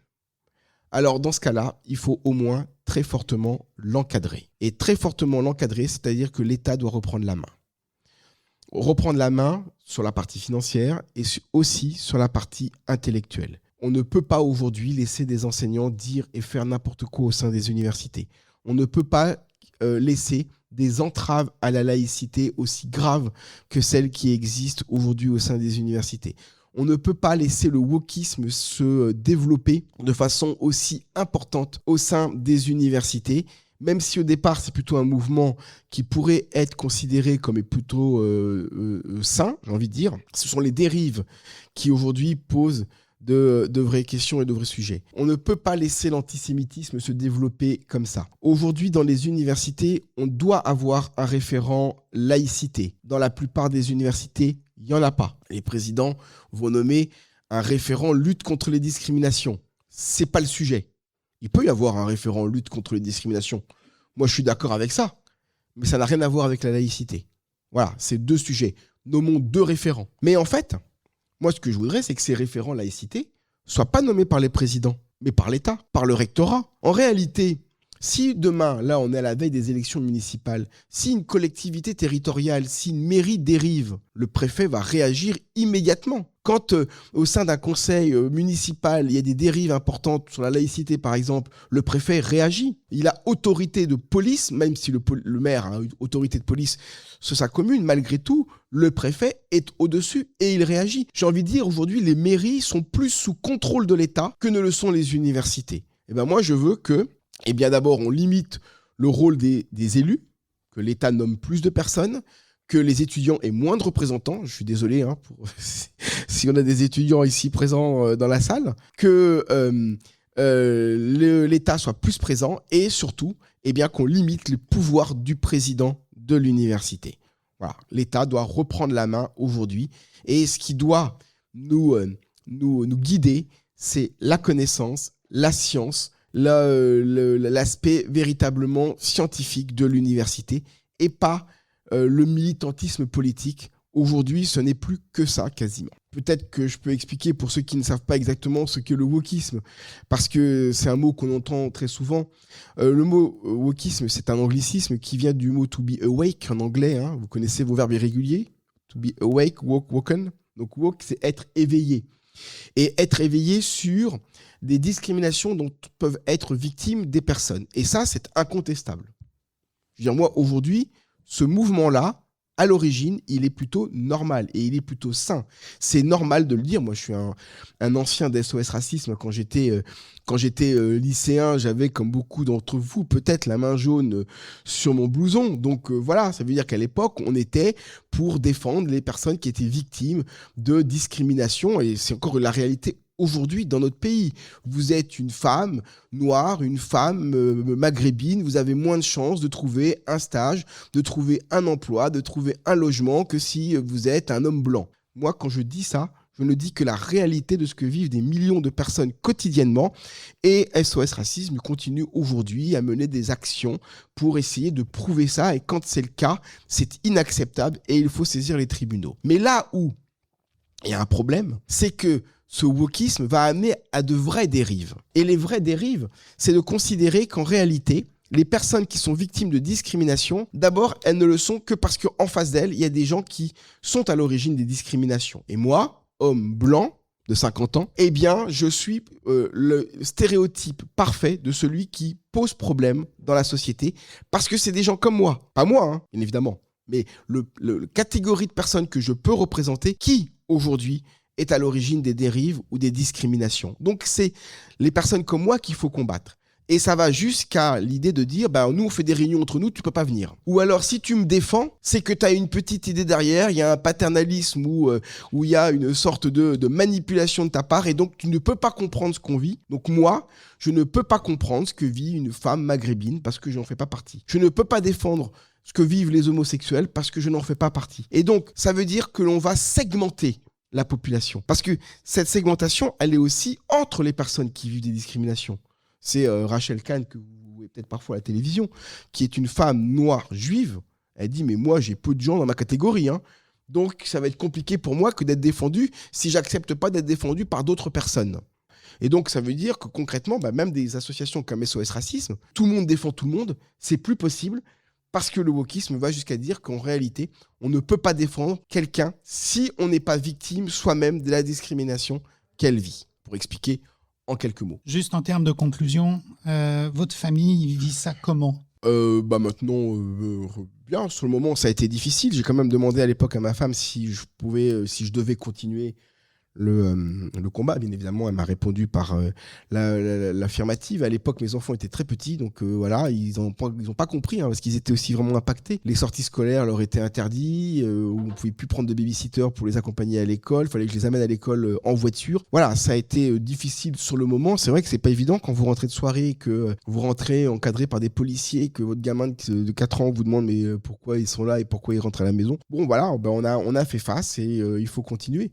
Mais moi, ce que je voudrais surtout, c'est que tout le monde ait conscience que ce sujet-là, c'est l'affaire de nous tous.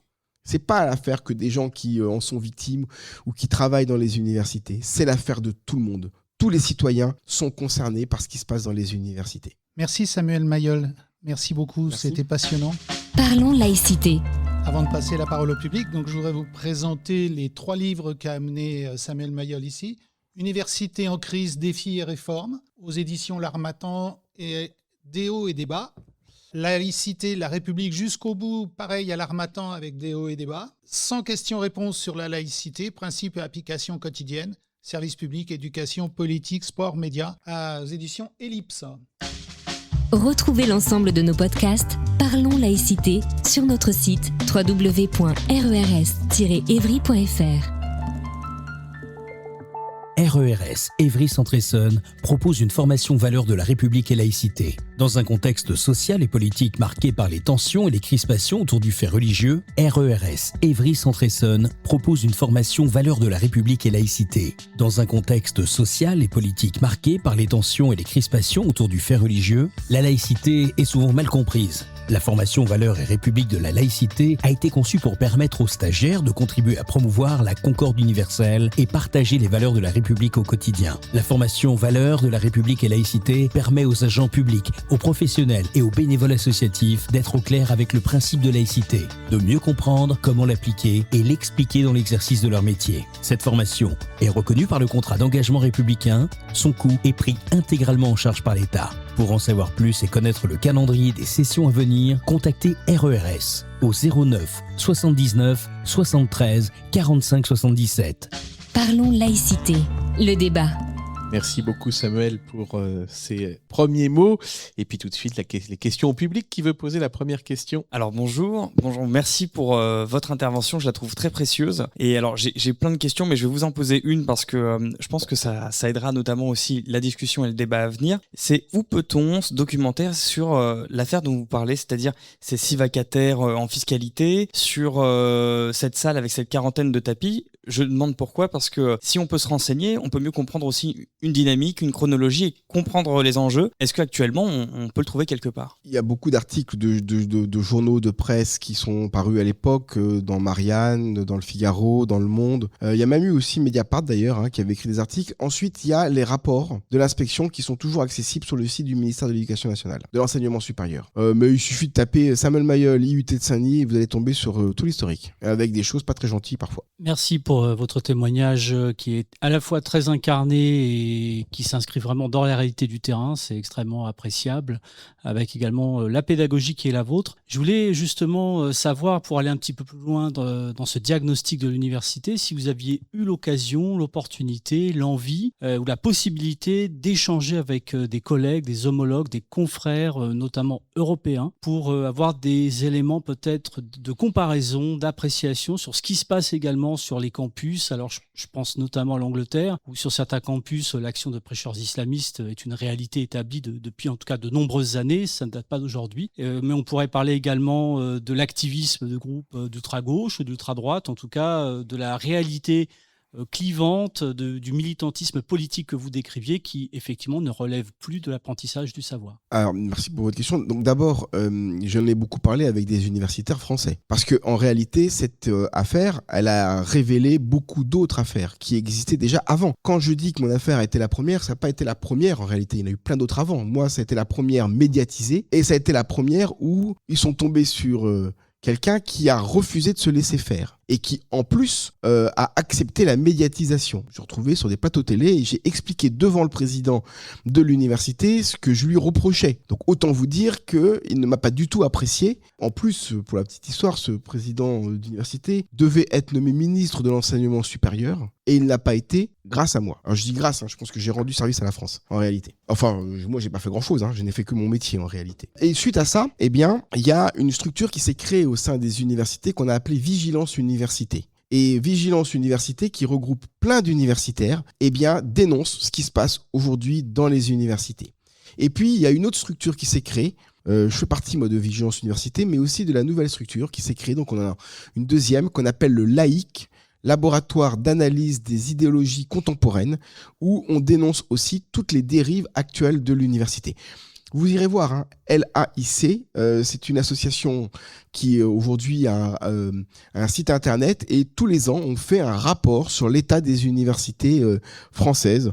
Donc voilà. Ensuite, cette affaire, effectivement, elle est sortie de nos frontières et il m'arrive régulièrement d'être appelé par nos amis belges, parce que c'est eux qui sont aujourd'hui les plus en problème avec tout ça, voilà, parce que c'est pire ce qui se passe en Belgique. Et aujourd'hui, nous, on doit regarder, j'en suis désolé par rapport à nos amis belges, il faut qu'on regarde la Belgique comme le modèle qu'on ne doit pas avoir, parce que voilà, ça se passe très très mal là-bas. Donc effectivement, je vais souvent témoigner là-bas, mais c'est compliqué parce que les présidents d'université ne veulent pas me recevoir. Quand j'y vais, la police est présente. Voilà, donc c'est souvent des moments très tendus. Mais moi, je vais partout où on m'appelle. Voilà, et donc même s'il y a des risques ou des menaces, j'y vais malgré tout. Et il faut continuer à le faire. Après, les pays anglo-saxons, c'est pas des pays laïques du tout. Donc en aucun cas, on doit considérer que ça peut être un modèle pour nous. Quand je raconte ça, les gens sont stupéfaits. Mais il faut savoir quand même qu'en Angleterre, il y a des tribunaux coraniques. Et que si vous êtes un ressortissant musulman, pour certains délits, pas tous, et pour certains délits, vous n'êtes pas jugé par des tribunaux judiciaires, ça doit sûrement avoir un autre nom là-bas, de droit commun, mais par un tribunal coranique. Il y en a 21 en Angleterre. Par exemple, toutes les questions liées aux problèmes de couple ou voilà, de fidélité ou autre, c'est pas le droit commun qui gère, c'est des délits qui n'existent peut-être même plus dans le droit anglais, mais qui existent encore aujourd'hui dans ces tribunaux-là.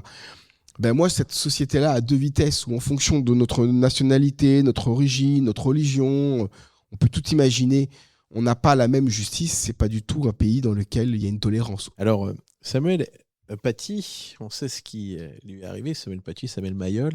Est-ce que ça aurait pu être le même cas ? Oui, bien sûr. Ça aurait pu être totalement le même cas. Moi, j'ai été agressé dans la rue.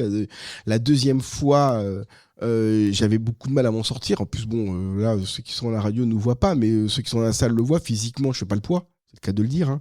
Je n'ai pas le gabarit qui me permet de me défendre. Et j'étais en train de promener mon chien et j'ai failli en mourir, en réalité. J'ai lâché le chien qui l'a mordu, il a eu peur et donc voilà. Donc oui, bien sûr que ça peut arriver. Ça peut arriver. Je veux dire, moi, la menace de mort, elles ont été réelles. Voilà. Je sortais sous escorte policière. Enfin, ça a été des moments très très compliqués. Ce qui est arrivé à Samuel Paty, qui n'a fait que son travail, ça aurait pu m'arriver également au sein de mon IUT à l'époque. Voilà. Donc heureusement pour moi, ça n'a pas été le cas, mais ça aurait bien pu être le cas, effectivement. Oui. Bonsoir, monsieur Mayol. Bonsoir. Voilà. Écoutez, moi, je tombe des nues, là. Je vous avoue franchement. Je voyais professeur d'université marqué pour ce soir. Je me suis dit, tiens, mais qu'est-ce qu'il va raconter, peut-être, par le rapport avec les étudiants, etc., etc. Mais alors là, vraiment, je tombe des nues. Alors, je vais vous dire pourquoi. Parce qu'en fait, moi, j'ai une jeune fille à la maison, qui est ma fille, qui a 22 ans. Et alors, moi, je vois l'université comme quelque chose de très important pour mon expérience personnelle. Et du coup, elle l'a quittée, elle a fait une licence quand même, parce que c'était le minimum. Et là, je me dis, je vais me poser des questions maintenant sur l'université, grâce à vous ce soir. Et puis, la deuxième chose aussi que je voulais vous parler, c'était mon parcours personnel, parce que je fais partie de ces vacataires, justement, d'université, mais c'était en 2005-2006 à peu près, où moi, j'ai fait une validation d'acquis, donc je n'avais pas de bac, validation d'acquis, ce qui m'a permis de faire une licence. De cette licence, après, l'université m'a proposé de travailler comme vacataire. J'ai fait ça pendant 5 ans, 3 heures par semaine, je travaillais aussi, comme vous l'avez dit. Et là, pareil, j'ai toute une idéologie qui se casse la figure, là. Donc, moi, ma question, c'est aujourd'hui, bon, je reprends mes esprits et je me dis, pourquoi est-ce que ça devrait rester, comme vous disiez souvent, en inter-université? Pourquoi est-ce que ça s'ouvrirait pas aussi pour tous les citoyens français? Moi, je suis complètement d'accord avec vous. Et s'il y avait, je ne sais pas moi, est-ce qu'il n'y a pas justement des comités comme ça de citoyens qui se réuniraient ou voilà, avec venant de tout secteur pour justement discuter sur l'université, sachant que c'était très à la mode avec Macron là, qui donnait la parole avec tout le monde. Bah, pourquoi ne le ferions-nous pas de manière sérieuse aussi au sein de... Voilà. Moi, je suis ouvert à ce genre de choses. Et ma question, c'est, indépendamment du fait que vous avez des propositions à faire par rapport au changement de l'université, mais est-ce que, parce que finalement on est obligé de s'adresser aux politiques, est-ce que vous-même, vous n'avez pas l'intention effectivement de vous présenter, ou je ne sais pas sous quelle forme ça pourrait se faire pour justement faire passer des réformes? Non, me présenter à des élections, c'est pas mon sujet. Moi, je continue à témoigner, j'écris des livres, je fais des conférences. Voilà, pour moi, il y a... Alors après, politiquement, on peut se situer où on veut. En réalité, dans les gens qui sont sur les mêmes positions que moi, vous avez des gens de gauche, des gens de droite. C'est même pas le sujet pour moi, en réalité. Aujourd'hui, je pense que dans beaucoup de domaines, ceux qui s'opposent, ce sont ceux qui sont pour la République par rapport à ceux qui sont contre la République. Et moi, il y a 2 lignes rouges que je ne veux pas franchir. C'est l'extrême gauche et l'extrême droite.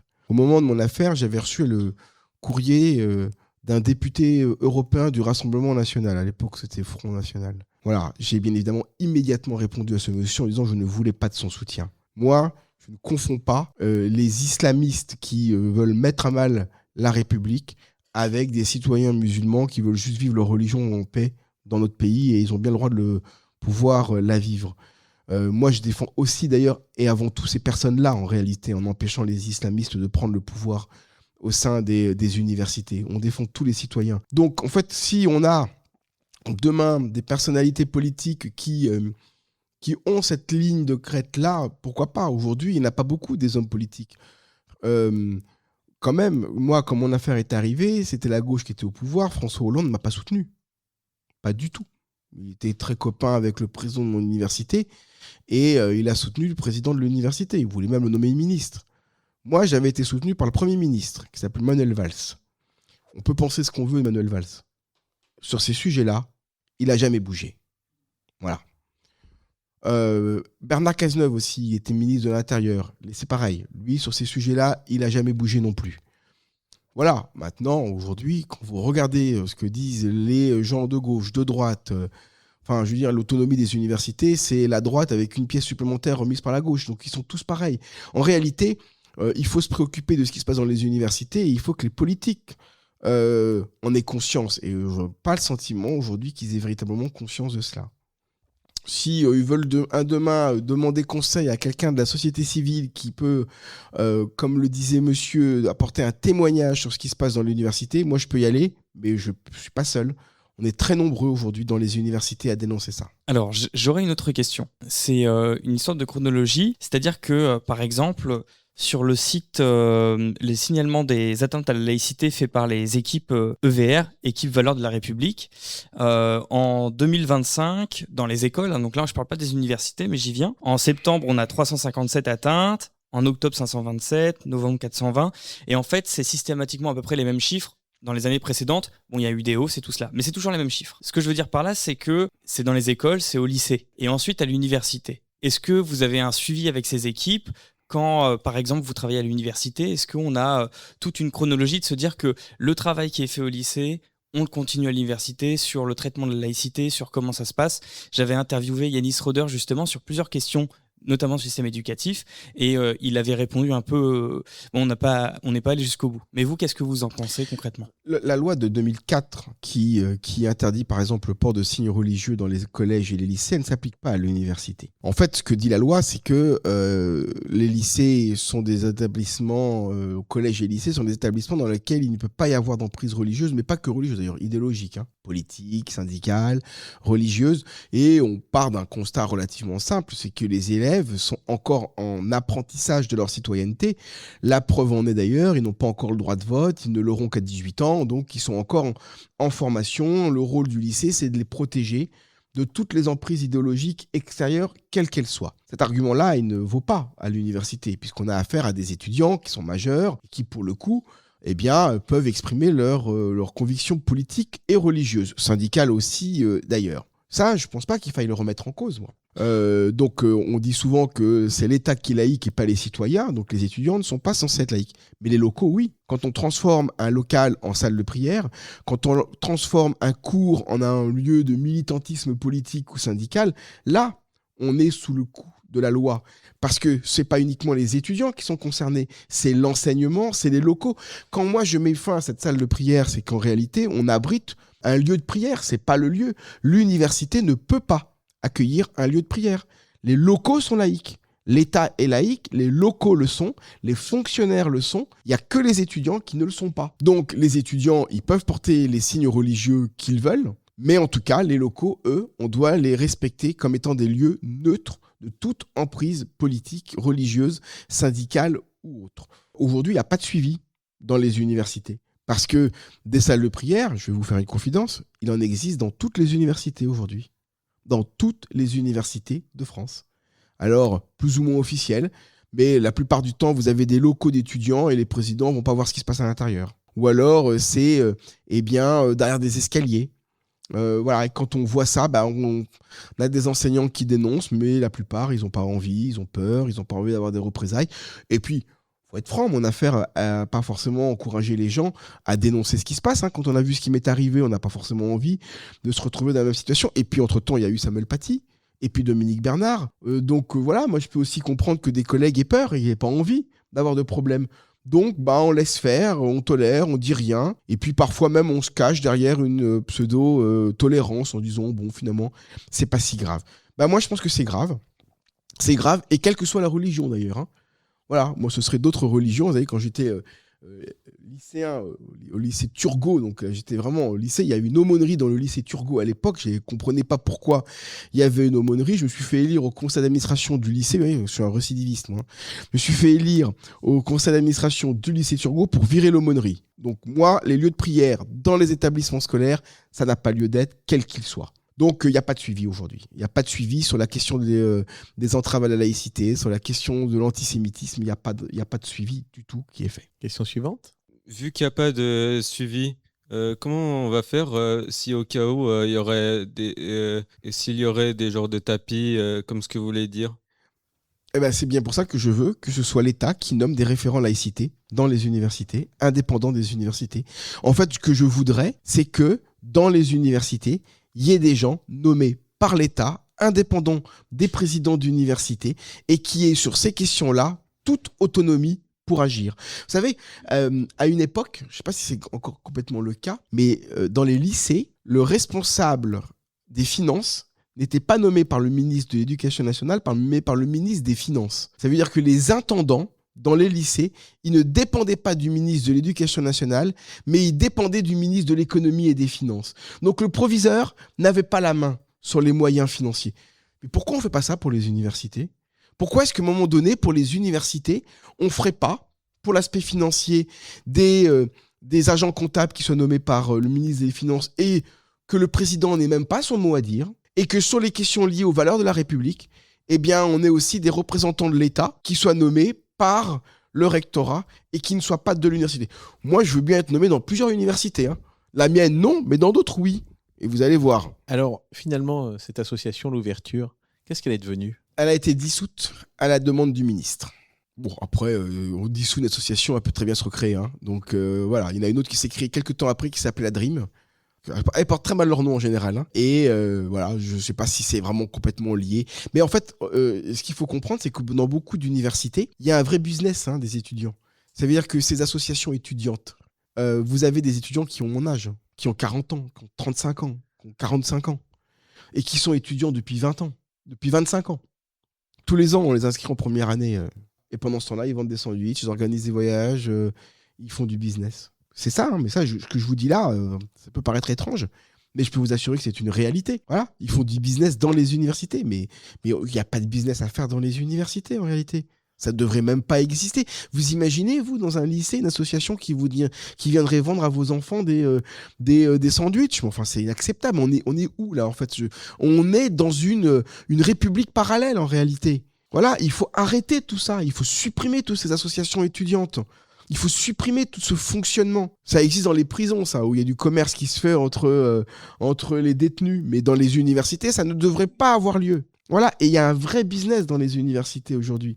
Il y a plein d'associations étudiantes qui vendent des trucs, des sandwichs, des stylos, et qui organisent des soi-disant voyages d'intégration qui ne sont pas ouverts à tous. Alors, ils ne sont pas ouverts à tous, mais on ne peut pas l'avouer. Donc, en fait, ils sont vite pleins. Ils sont vite complets. Mais du coup, vu que vous voulez que les associations soient supprimées, ça veut dire que la BD aussi? Je ne veux pas que les associations soient supprimées. Je veux qu'elles ne puissent plus faire de commerce dans les universités.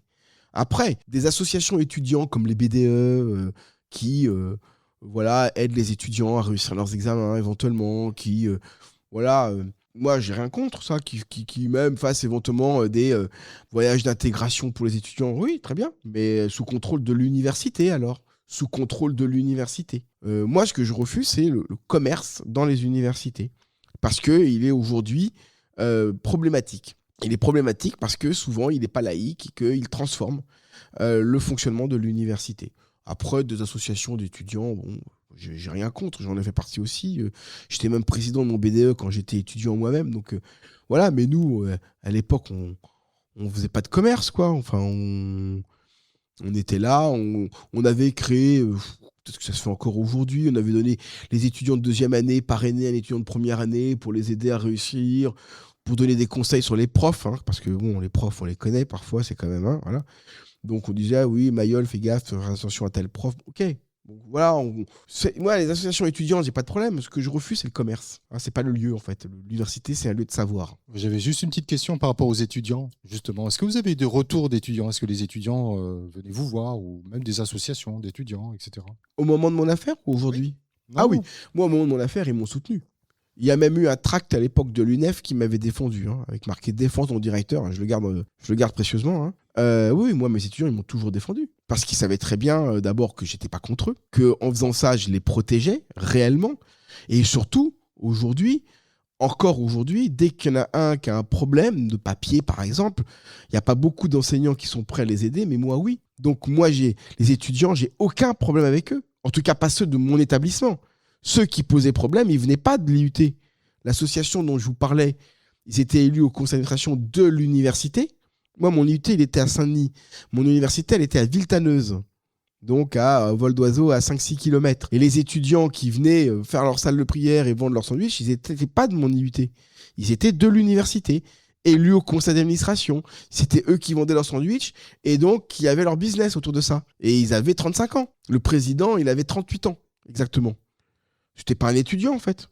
Voilà. Et puis, il avait créé une agence de voyage pour organiser les week-ends d'intégration. Donc, il prenait de l'argent de l'État. Vous savez, il y a beaucoup d'argent de l'État, beaucoup d'argent de l'université pour financer des projets étudiants. Ce qu'on appelle, c'est un peu technique, mais le FSDIE dans les universités. Fonds social des initiatives étudiantes. FSDIE. Et donc, c'est de l'argent que l'université donne à des associations étudiantes sur des projets. Donc, on est une association étudiante, ça s'appelle l'Ouverture, et on propose un voyage d'intégration pour emmener les étudiants dans un week-end en septembre ou octobre. L'université donne de l'argent, hein, on va donner 3 000 € tiens, pour ça. Voilà. Les étudiants, ils vont payer aussi. Et puis, le voyage, il ne coûte pas aussi cher en réalité. Hein. Voilà. Donc, l'association, elle s'enrichit. Le président d'association, il fait passer des fausses factures et puis il gagne de l'argent comme ça. Ce que je vous dis là, c'est pas du tout caricatural. Hein. C'est la réalité. Merci pour votre conférence. Moi, je tombe aussi des nues. Hein. Je suis allée à l'université dans les années 72, à Vincennes en plus. Donc voilà, je ne reconnais plus l'université française dans ce que vous en dites. Et du coup, moi, je me dis, comment mobiliser les politiques ? Comment les mobiliser sur ce sujet ? Enfin bon, il y a un moment, vous écrivez des livres, ils ne sont pas... Non, voilà, pas lus. Ils ils sont pas lus. D'ailleurs, vous n'êtes pas le seul à écrire des livres sur l'éducation nationale qui ne sont pas lus, même si on les envoie au ministère. Hein. Bon, comment faire? Comment les mobiliser? Parce que quand vous dites les citoyens, oui, je me sens concerné pour le coup, effectivement, parce que comme il y a un tel écart entre ce que j'ai vécu et ce que vous dénoncez maintenant que voilà. Les écoles privées florissent maintenant, hein, les écoles supérieures privées florissent. Ce sont les écoles de commerce qui gardent, qui prennent finalement les étudiants dont les parents sont suffisamment riches pour payer les études parce que on trouve que c'est mieux que l'université. Donc, comment faire pour mobiliser? Je pense que de votre question et de celle de monsieur juste avant, il y a finalement quelque chose dont je me rends compte, c'est qu'effectivement, il faudrait qu'il y ait un mouvement citoyen. Tout à l'heure, je vous disais que je vais écrire un nouveau livre. Alors le problème, en fait, c'est que j'ai écrit, comme vous l'avez dit, des livres chez l'Harmattan. L'Harmattan, les livres, on les trouve nulle part. Ils font pas le travail de distribution. Et donc, en fait, si moi, je ne vais pas dans des petites conférences comme ça avec 3-4 livres, en réalité, ces livres-là, on les trouve nulle part. Moi, je veux continuer aujourd'hui à témoigner. J'ai créé une maison d'édition pour pouvoir continuer à écrire. Alors, pas que pour moi, ça fait un peu mégalo. Il crée une maison d'édition pour ses bouquins. Mais pour d'autres livres, et j'en ai plein d'autres qui vont être diffusés, et il faut continuer. Mais après, le prochain livre que je vais écrire, enfin que je suis en train d'écrire, qui va s'appeler les derniers jours de l'université française, ça peut être l'occasion de lancer un grand mouvement citoyen. Donc, ce que je vous propose, c'est qu'on reste en contact et qu'on lance ce mouvement citoyen à plusieurs. Voilà, ce sera le pacte d'Evry, hein, on peut dire ça comme ça. On le lance ensemble. Moi, je connais des universitaires qui vont nous suivre. Si vous connaissez des citoyens, allons-y. D'ici quelques mois, avant la présidentielle, ce sera le bon moment. On va interpeller tout le monde. Il y aura un livre qui parlera encore une fois plus de l'université. J'ai d'autres collègues qui sont également en train d'en écrire, que je vais éditer. Et on peut très bien être médiatisé et se rendre médiatique. Là, après les événements de Lyon, j'ai écrit une tribune. Alors ça, on aime bien écrire des tribunes. Les universitaires, c'est notre truc, ça. Donc j'ai écrit une tribune qui a été signée par 40 universitaires, qui reprend ce que je viens de vous dire ce soir. C'est-à-dire, en gros, il est temps que l'université redevienne ce qu'elle doit être.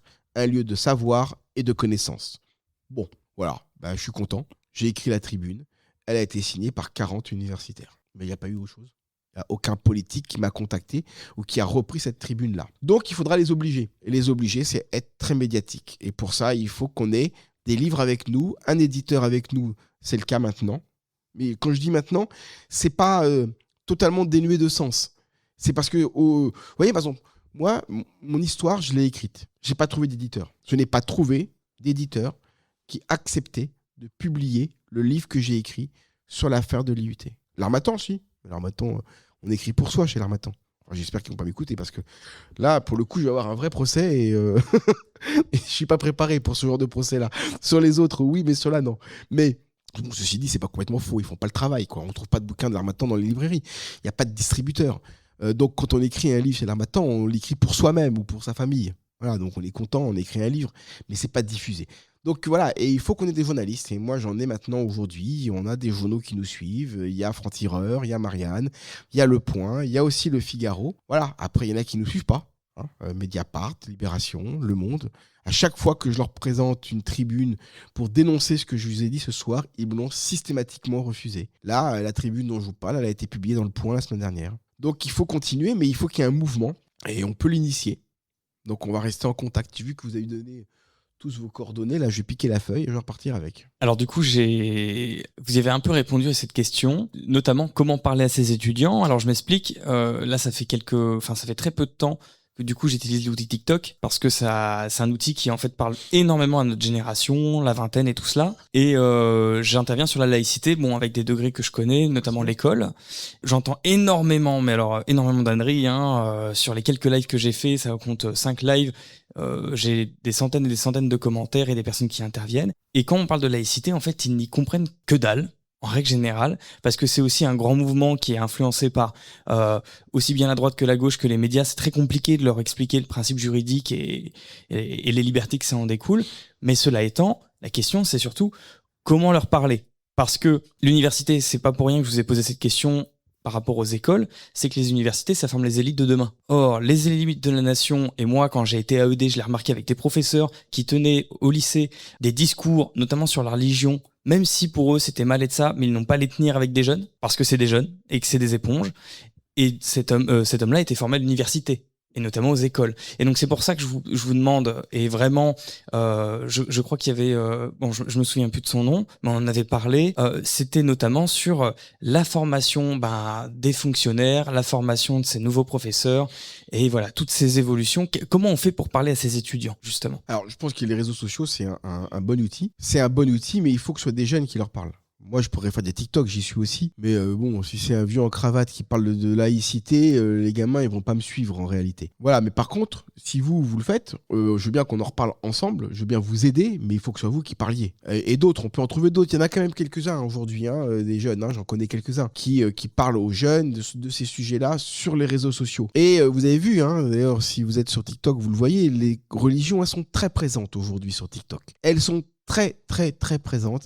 Et elles sont très bonnes en plus. Elles sont très efficaces. Donc moi, j'attends que, effectivement, tous les jeunes qui aujourd'hui sont convaincus par la laïcité, vous, d'autres, créez des comptes et moi, je vais les retweeter ou les reliker et on va les partager. Et à un moment donné, il y aura un mini effet boule de neige qui peut exister. Donc c'est comme ça qu'on va pouvoir leur parler. Ensuite, je pense qu'il est important, effectivement, d'expliquer, de faire beaucoup de pédagogie. Pourquoi est-ce qu'aujourd'hui la laïcité, elle est mal comprise? Elle est mal comprise parce qu'on ne présente que ce qu'elle interdit. Elle interdit le voile, elle interdit la kippa, elle interdit la burqa, elle interdit ceci. On ne montre jamais ce qu'elle permet. Elle permet d'avoir une religion, elle permet d'en changer, elle permet même d'en avoir plusieurs. On a le droit d'avoir plusieurs religions dans notre pays.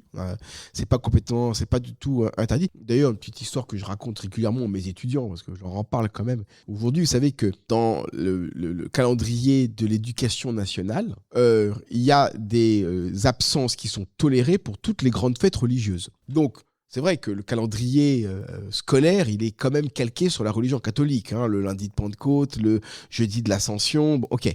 Donc c'est vrai qu'on pourrait considérer quand même, mais c'est aussi lié à l'histoire de notre pays, qu'il y a un petit favoritisme pour les jeunes qui sont adeptes de la religion catholique parce que les jours fériés correspondent à leur fête. Bon, quand vous êtes juif, musulman ou bouddhiste, c'est un peu plus compliqué. Donc, ce que dit le calendrier, ce que dit tous les ans, il y a une circulaire du ministère de l'Éducation nationale et les enseignants la reçoivent qui disent, voilà, ce jour-là, il y a bien école, mais il n'y a pas de contrôle possible. C'est clairement dit. C'est-à-dire qu'on ne peut pas faire d'évaluation, de contrôle ou d'examen le jour de ces grandes fêtes et le calendrier, il donne les dates. Et ce jour-là, les élèves ont le droit d'être absents et ils ne peuvent pas être notés. C'est une absence qui est obligatoirement justifiée. Sauf que s'ils sont absents ce jour-là, on ne peut pas leur demander si c'est parce que c'est lié à leur religion. On n'a pas à demander à la religion. Et moi, je ne comprends pas pourquoi on n'a pas des jeunes qui aujourd'hui se sont engouffrés là-dedans en disant qu'ils sont à la fois bouddhistes, musulmans, juifs et protestants et qui puissent bénéficier de tous les jours. Parce qu'après tout, c'est pas interdit. Alors quand je leur dis ça, ça les amuse, bien évidemment. Mais en tout cas, en théorie, ce serait possible. Moi, ce que je veux, c'est qu'on montre à quel point la République, elle est quand même tolérante par rapport aux religions. On a le droit d'en avoir une, de ne pas en avoir, de changer, d'en avoir plusieurs. Voilà, on a le droit d'avoir des lieux de culte. Il y a quand même des pays dans lesquels c'est pas possible. Et en plus, il y a des aides.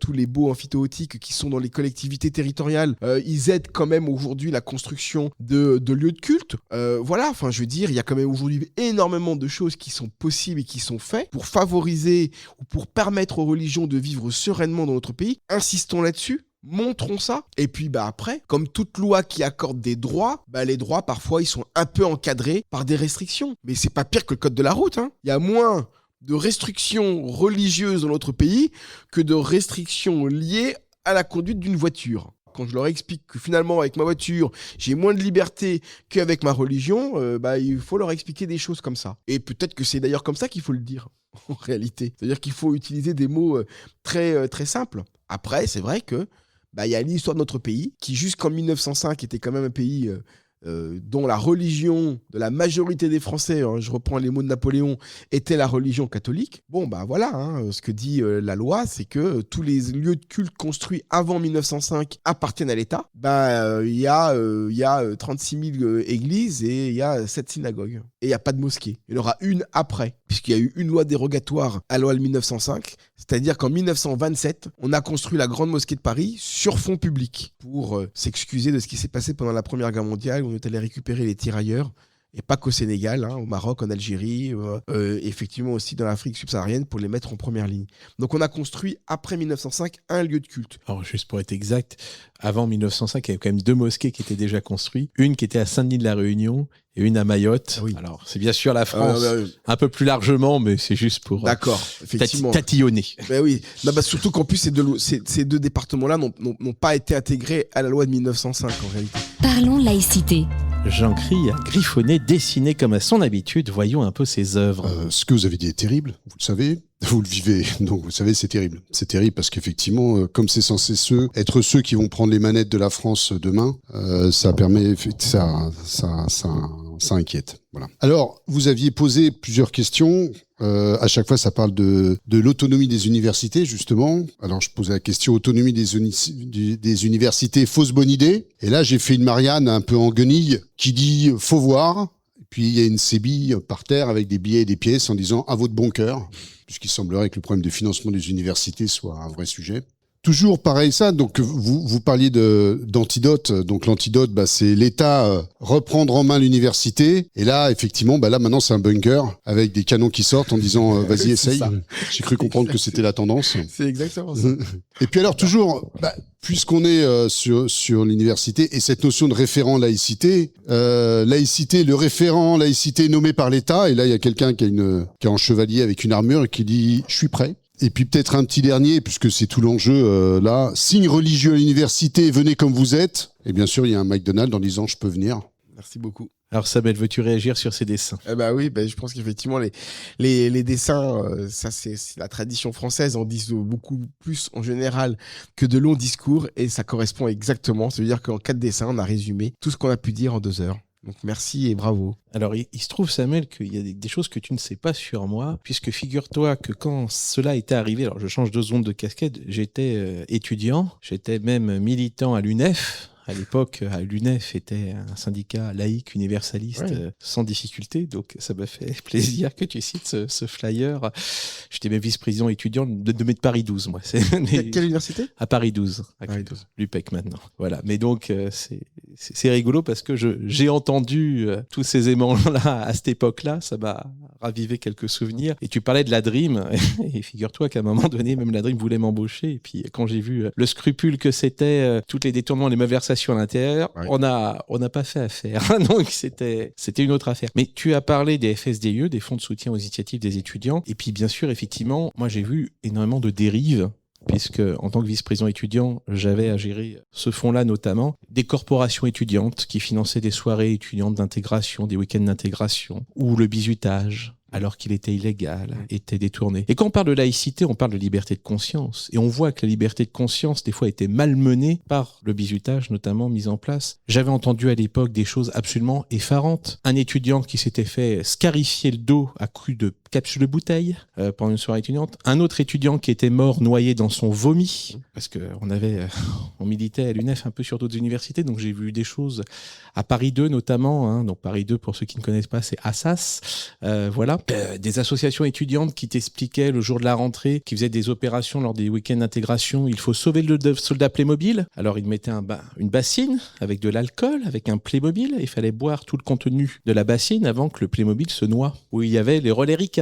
Il fallait courir et tous les 100 mètres, il y avait un Ricard à boire. Tous les jeux d'alcool, d'abusation, de week-end d'intégration où il y avait des parcours du combattant où les étudiants se prenaient des excréments, on jetait des excréments là-dessus, des choses absolument inhumaines et horribles. Donc je voulais avoir un petit mot de ta part là-dessus pour voir où on en est maintenant aujourd'hui sur ces questions de bizutage et autres aspects. Alors le bizutage avait été interdit par Ségolène Royal quand elle était ministre de l'enseignement scolaire. Elle avait interdit ça, c'était de mon souvenir à l'époque du gouvernement Jospin.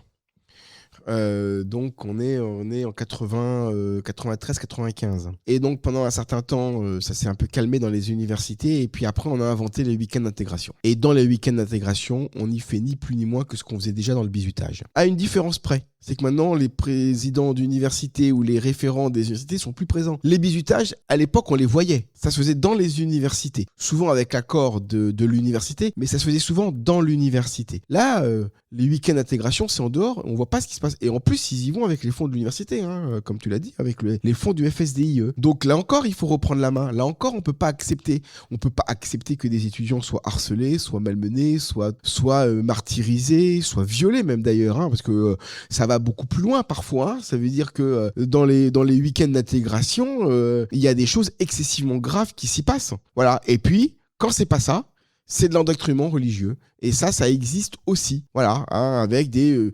alors, on appelle ça d'ailleurs souvent des week-ends d'études.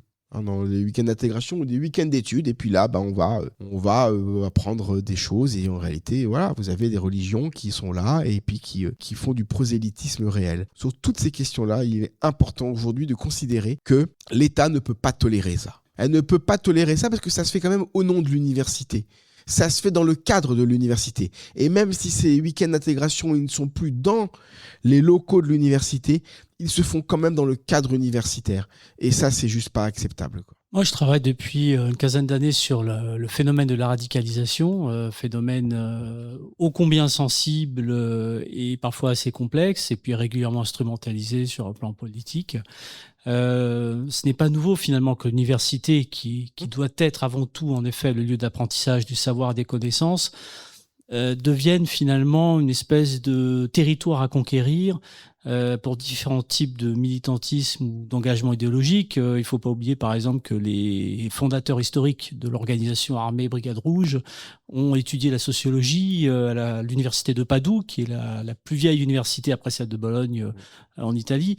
Donc le savoir, je veux dire, ne dispense pas forcément l'extrémisme, la radicalisation. Ce que vous dites et ce qu'on peut observer aujourd'hui dans l'université, c'est qu'il y a effectivement une espèce d'oubli de ce principe de la liberté de conscience qui est au cœur même en fait du principe de la laïcité, et qu'il semble y avoir de plus en plus une liberté d'essentialiser l'autre. Qu'en dites-vous ? Oui, c'est ça. C'est exactement ça. Ça veut dire qu'on est aujourd'hui dans une essentialisation permanente de ce qu'est l'autre. Voilà, on va le caractériser par rapport à sa couleur de peau, sa religion, sa pratique sexuelle, ses origines. Voilà, et finalement, on ne le réduit qu'à ça. Et c'est au nom de cette essentialisation que du coup, on lui apporte du crédit ou pas. Vous vous rappelez quand même tous de ce qui s'est passé à Sciences Po Paris, où il y a eu une rencontre entre étudiants pro-palestiniens, et une étudiante juive a voulu rentrer pour participer à cette... Peut-être qu'elle était aussi d'accord avec eux d'ailleurs, peut-être qu'elle avait envie aussi, elle, de militer pour la Palestine. Sauf que comme elle était juive, qu'on l'a considérée comme telle, elle n'a pas pu y rentrer. Voilà. Donc en fait, on va réduire l'autre à cette caractéristique, à une caractéristique. Et à partir de ce moment-là, il n'y a plus de vivre ensemble. La belle promesse de la République une et indivisible, elle n'existe plus. Je vous rappelle quand même qu'on a aboli précisément les classes sociales et les privilèges en 89, et qu'on a considéré que y avait une nation, une et indivisible, et qu'on était tous égaux dans notre pays. Donc on n'a pas à essentialiser les gens et à les caractériser par rapport à ça, par rapport à quelques caractéristiques que ce soit. Je vous dis, ça peut être vraiment, on va trouver n'importe quel prétexte aujourd'hui. Et en plus, on les cumule. Voilà. Pratique sexuelle, couleur de la peau, religion, et on va finalement segmenter. Alors moi j'enseigne le marketing, donc je sais très bien ce que c'est qu'la segmentation, mais on va segmenter la population en fonction de toutes ces caractéristiques qu'on va leur prêter, qui sont avérées ou pas, et à partir de là, on va considérer que dans la mesure où ils ont cette caractéristique, alors forcément ils ont cette opinion-là et ils pensent ça. Donc ça, moi je trouve ça excessivement grave, parce que ça veut dire qu'en réalité, on ne considère pas l'autre pour ce qu'il est, c'est-à-dire un citoyen libre de sa pensée ou de sa parole, mais pour quelqu'un qui pense exactement comme ceux de sa catégorie. On en est presque revenu au caste de l'ancien temps, quoi. D'autres questions ? Alors, effectivement, moi aussi, j'ai un peu de vécu à l'université. J'étais à ce qu'on appelle, enfin, je sais même plus si c'est toujours le cas, c'est Solidaire étudiant. Donc, c'était très particulier parce qu'on va dire que c'est l'extrême gauche. Sud-Éduc et tout cela. Et moi qui étais pour une république laïque, je passais souvent pour un ovni dans ce groupuscule. Enfin, dans ce groupuscule. En tout cas, dans ce groupe-là. Et j'ai remarqué beaucoup de problématiques, notamment sur les échanges en non-mixité qui ne sont pas justifiés et proportionnés. Où effectivement, à la Sorbonne, c'était Tolbiac, notamment. Où effectivement, on voit énormément de l'entrisme à la fois religieux, mais comme on appelle ça souvent le wokisme, qui veut tout et rien dire. Mais effectivement, c'est ce mouvement que vous avez désigné tout à l'heure. C'est pas vraiment une question, c'est pour dire que quand moi j'ai essayé de prendre la parole, moi j'ai très vite arrêté parce que d'une j'étais étudiant, j'étais pas non plus formé comme je le suis maintenant. Mais c'est surtout qu'en fait j'avais pas du tout comme ça, je n'avais pas les outils. Ça revient à la question précédente, comment on parlait aux étudiants. Mais du coup pour vous dire que c'est aussi très complexe quand, comme vous avez vécu avec des menaces de mort et énormément de poursuites complexes, eh bien c'est aussi le cas, à mon avis, de beaucoup d'étudiants qui seraient victimes de cela. Et je pense qu'effectivement faire une tribune ou en tout cas un mouvement qui pourrait, comme vous l'avez dit précédemment... Oui, je pense que créer un mouvement de citoyens, c'est peut-être une bonne idée. Après, sur les questions, c'est vrai qu'aujourd'hui, beaucoup de gens se posent des questions. Tout à l'heure, on a présenté ce livre là qui est 100 questions-réponses. En fait, je pose des questions et j'apporte les réponses. C'est classé en 13 thèmes. Ça va des généralités à l'espace public, les services publics, les collectivités territoriales, les élus. S'il y en a bien qu'il faut former, c'est les élus, les crèches, les écoles, les universités, l'armée, les hôpitaux, les prisons, le sport, les médias, les entreprises privées. Et j'ai même mis la France à l'étranger. Je sais pas moi, un lycée français dans un pays étranger, est-ce qu'il doit respecter aussi la laïcité alors qu'on n'est pas en France? J'ai posé des questions, et en fait il n'y en a pas 100, mais il y en a 150 des questions. Le nom de la collection c'est 100. Donc, il y a 150 questions et j'apporte les réponses. Et donc là c'est très technique. Et je donne pas mon avis, j'apporte juste les réponses. Que dit la loi et ce que dit la jurisprudence quand la loi n'est pas claire, parce que les lois liées à la laïcité, c'est comme n'importe quelle loi. Parfois, elle peut prêter à interprétation en fonction des situations. Vous prenez l'exemple des crèches. Dans les collectivités territoriales, là, tous les ans, on a le droit au feuilleton. Le Conseil d'État a tranché là-dessus. Si c'est cultuel, c'est pas autorisé. Si c'est culturel, ça l'est. Voilà. Donc maintenant, en fonction du contexte, est-ce que c'est culturel ou est-ce que c'est cultuel? Si on met en avant la religion, c'est pas autorisé. Si on met en avant la culture de notre pays, je sais pas moi, des santons de Provence en Provence, c'est culturel. Voilà. Donc c'est pas pareil. Tous ces exemples-là, je les donne bien évidemment dans ce livre, mais il faut expliquer, il faut faire de la pédagogie. Il faut former les enseignants. Il faut pas former que les enseignants. Il faut former tous les éducateurs. Et les éducateurs dans le lycée, les premiers, c'est les... Alors moi, on appelait ça les pions autrefois. Mes enfants, ils me disent qu'on dit plus les pions. Ça se dit plus, le mot pion. Les surveillants. Je trouve ça mieux, pion. Enfin bon, bref. Donc, toujours est-il que les surveillants, c'est les premiers qui sont confrontés à ce genre de situation. Il faut les former. Vous savez, la loi disait qu'il fallait former tous les fonctionnaires de l'État avant le 31 décembre. Il n'y en a même pas un tiers qui ont été formés. Et surtout, quand j'ai entendu ça, moi, je me suis dit, c'est génial, tous les profs d'université vont être formés. En fait, l'université n'était pas concernée. Donc il faut former les fonctionnaires, obligatoirement, de l'État, et tous ceux qui interviennent dans l'État. Par exemple, et puis il faut que la loi s'impose. Je vais vous donner un petit exemple. Les délégations de services publics ne sont pas soumises à la neutralité religieuse dans les universités aujourd'hui. Les personnes qui font le ménage, c'est souvent des entreprises privées. Il n'y a plus de personnel de ménage payé par l'État. Donc, on fait appel à des entreprises privées, Arc-en-Ciel ou je ne sais pas quoi. Bon, voilà. L'université paye une prestation et elles interviennent dans l'université. Elles ne sont pas soumises à la neutralité religieuse. Un étudiant qui passe dans le couloir, il voit qu'une secrétaire, elle n'a pas le droit de porter un signe religieux, mais la dame qui fait le ménage à côté, elle a le droit. Voilà. Parce que les délégations de services publics ne sont pas concernées. Moi, j'ai envie de dire, toute personne qui rentre dans l'université, dans le collège, dans le lycée, est concernée par la loi. Sur toutes ces questions-là, c'est les politiques qui doivent réagir. C'est l'État qui doit reprendre la main. On en revient toujours au même sujet, en fait. Voilà. Sauf que, je ne sais plus qui tout à l'heure me disait, on est en campagne électorale, on est toujours en campagne électorale, on fait de la démagogie électorale en permanence et on considère, encore une fois, de l'essentialisation que les individus, les citoyens, ne vont voter qu'en fonction de leur religion et pas en fonction du vivre ensemble. Moi, je suis convaincu que beaucoup de citoyens catholiques, juifs, musulmans dans notre pays ne votent pas en fonction de leur religion. Et que même si on impose une loi comme celle-là, ils voteront même malgré leur religion pour tel candidat qui aura le courage de dire ça. Peut-être que le mot a été lâché. Il faut que nos hommes politiques aient du courage. Donc vous voyez pourquoi je ne peux pas être candidat, parce que vu tout ce que je dis d'eux, il n'y en a aucun qui me prendra sur ces listes. Alors du coup, c'est aussi pour aller dans votre sens. J'avais été interviewé, mais par la personne qui s'occupait des sports il y a quelques temps. Enfin, il m'avait donné le numéro d'une journaliste. Bon, ça n'a pas donné lieu d'article, où elle m'interrogeait sur la question de AED. J'étais assistant d'éducation, j'étais pion dans un collège. Et pour vous raconter une anecdote qui m'a toujours choqué, mais il y en a eu plein. Même j'ai travaillé au SNU SNU où une capitaine de gendarmerie avait une croix devant les jeunes et du coup je lui ai pas fait la remarque à elle, mais j'ai attendu à la cantine qui avait la grande queue avec tous ces caporales et tout cela, et j'en parlais à une de mes collègues en disant non mais en plus ces personnes qui travaillent pour l'éducation nationale, mission de service public, qui ont des signes ostentatoires, c'est pas possible, ils comprennent pas leur mission. Hop, je l'ai vu du coin de l'œil, elle l'a retiré. J'étais très content parce que ça servait à rien de faire de face à face. Mais pourquoi je vous raconte ça, c'est qu'au lycée, j'avais une de mes collègues, AED aussi, une jeune parlait du voile avec les jeunes. Bon, c'est des jeunes, hein, ils peuvent en parler. Mais la surveillante est venue la voir en disant non mais c'est pas ça que ça veut dire le voile. Elle était musulmane, cette surveillante, et elle lui donne un cours sur le voile. Et elle est surveillante. Et j'étais ami avec elle, donc je lui ai dit tu devrais faire attention. En plus j'étais pas son supérieur, donc c'était compliqué. J'aurais peut-être dû aller plus loin. Je lui ai juste rappelé et elle disait oui, mais en même temps elle racontait n'importe quoi. Et je lui ai dit oui, mais c'est une jeune. Elle se forge elle-même. C'est pas à toi de lui inculquer les valeurs. Voilà, c'était Exactement. juste pour. C'est pas du tout le rôle de qui que ce soit au sein des universités, des écoles ou des collèges ou d'expliquer la religion. Enfin, d'ailleurs, cette surveillante n'avait même pas parlé de sa religion. Pour le coup, elle n'a pas le droit de le faire. Je vous conseille de regarder un film qui est très ancien maintenant, qui s'appelle La journée de la jupe, fait par Jean-Paul Lilienfeld, avec Isabelle Adjani. La journée de la jupe. Et je ne veux pas vous spoiler comme disent mes gamins, donc je vous laisse regarder, mais on est exactement dans cette problématique-là. Je voulais te parler aussi d'un sujet sur l'entrisme dans les organisations. On parlait de l'UNEF tout à l'heure. L'UNEF, à mon époque, était laïque universaliste. Il y avait même Henri Pénarus qui était invité au bureau national de l'UNEF. Il n'y avait pas de problème. Mais cette époque a beaucoup changé.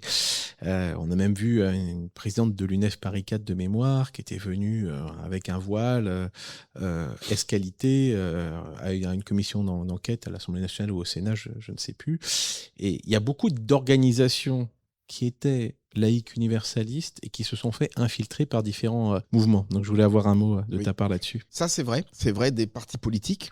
Tous les partis politiques d'ailleurs, hein, y compris les partis extrémistes de gauche et de droite. C'est vrai de beaucoup de syndicats. Alors, on parle de l'UNEF, on pourrait parler de la FCPE, qui a exactement le même sujet, de la Ligue de l'enseignement, de beaucoup de mouvements d'éducation populaire. C'est vrai aussi d'ailleurs de structures comme la franc-maçonnerie aujourd'hui, qui subit exactement les mêmes assauts. Ça veut dire qu'aujourd'hui, il y a une sorte de volonté de reprendre la main et de faire de l'entrisme religieux dans toutes ces organisations qui, initialement, sont réputées pour être laïques.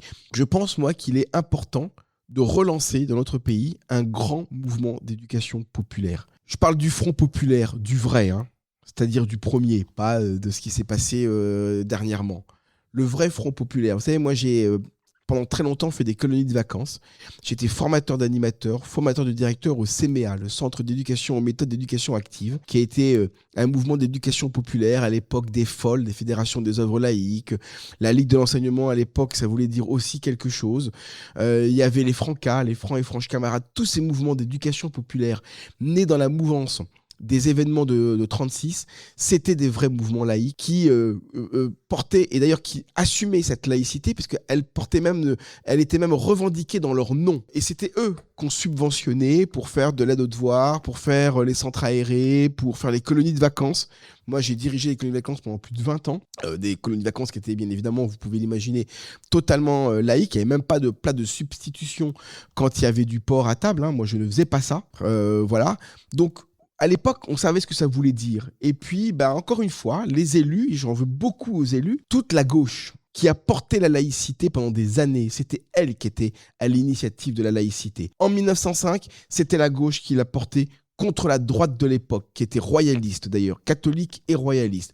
En 1936, c'est la gauche qui a porté la laïcité, contre également à l'époque la droite qui était encore très catholique et qui considérait que c'était un problème pour leur religion. N'oublions pas quand même qu'en 1905, l'abbé Guéraud, député du Finistère, le jour où la loi est promulguée, déclare à la tribune de l'Assemblée nationale « Nous avons l'éternité pour nous venger ». Donc, ce combat-là, les religions ne l'ont jamais lâché. Et la réalité, c'est que la gauche a laissé partir les classes populaires vers d'autres courants politiques.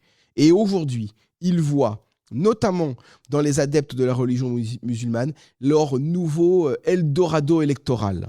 Et c'est donc uniquement par démagogie électorale qu'aujourd'hui, ils vont les caresser, entre guillemets, dans le sens du poil. Il y en a un qui est symptomatique de ça, c'est Jean-Luc Mélenchon.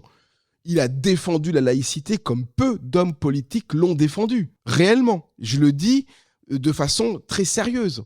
Il avait, moi je l'ai connu à l'époque au Parti Socialiste, c'était ce qu'on pourrait presque aujourd'hui dire un laïcard, c'est-à-dire qu'il défendait vraiment la laïcité. Aujourd'hui, je ne vous fais pas de tableau, hein, quand on voit le discours qu'il peut tenir. Et le mot est même presque faible, j'ai envie de dire. Voilà. Bon, et ben pourquoi ? Si ce n'est pas par démagogie électorale, pour essayer de capter les nouvelles classes, soi-disant les nouvelles classes populaires, qu'on pourrait considérer comme étant les jeunes de banlieue ou les moins jeunes de banlieue, et que, encore une fois, on assigne à une religion, considérant que du coup, si on fait de la démagogie sur la laïcité, sur l'antisémitisme, sur le sionisme, sur la Palestine, sur toutes ces questions-là, alors on va capter leur vote. Et en réalité, ça marche. La preuve, ils n'ont pas tort, hein. Parce que c'est ce qui se passe. Donc moi, j'en veux terriblement à toutes ces forces de gauche qui ont abandonné leurs valeurs. Et quand on voit l'extrême droite récupérer la laïcité, alors qu'elle s'est toujours battue contre, eh bien, il y a beaucoup de militants laïcs dont je fais partie qui ont du mal à vivre cette situation-là. C'est Patrick Kessel qui est ancien grand maître du Grand Orient de France et ancien président du Comité Laïcité République, fondateur d'ailleurs du Comité Laïcité République, dont je suis aujourd'hui secrétaire général, qui avait écrit un livre qui s'appelle « Ils nous ont volé la laïcité ». Et dans le livre, il explique clairement qu'en fait, ils ne l'ont pas volé, on leur a laissé. Bon, la discussion a beaucoup avancé. Je suis complètement d'accord avec ce que vous dites. Je voulais revenir juste sur le terme essentialisation. Je trouve que l'essentialisation commence bien plus au ras des pâquerettes quand on a les clubs seniors et que tout l'intergénérationnel est laissé à l'abandon en faveur de les actions pour les bébés, les actions pour les maternelles, les lycéens. Et déjà, ça commencerait déjà par là, faut arrêter quoi. Faut arrêter de segmentariser comme ça, à tout crin et sur quelque chose qui est vraiment à portée de main dans toutes les communes. Hein. Oui, c'est vrai. Et c'est tellement facile de le faire en plus avec l'âge. Et donc, je suis d'accord avec vous, mais totalement d'accord avec vous. Il n'y a pas de raison qu'il y ait des voyages uniquement pour les seniors, par exemple. Enfin, je veux dire, voilà, je suis absolument d'accord. Pour finir, un petit dessin que Jean-Cri nous a rajouté. Oui, mais c'est votre remarque de tout à l'heure que j'ai trouvé assez sympa sur l'histoire des journées autorisées à l'école. Donc c'est un prof qui fait l'appel. Donc le titre c'est Éducation nationale des journées religieuses autorisées. C'est un prof qui fait l'appel et qui dit Dupont, présent. Durand, absent, il est bouddhiste aujourd'hui. C'est exactement ça. Eh bien, en tout cas, merci Samuel pour tout ça. Je pense qu'il mérite quelques applaudissements. Merci beaucoup. Donc merci Samuel Mayol d'être venu jusqu'à Évry-Courcouronnes pour nous parler de tout ça. Merci à Alain pour l'interview, merci à Jean-Cri les dessins, à la technique, merci au public toujours très nombreux présents. Et puis on se revoit le mois prochain. Et le mois prochain, on va parler de quoi maintenant ? On va parler d'un exemple d'un combat d'une élue locale sur la laïcité. Et elle s'appelle Marie-Laure Broissier.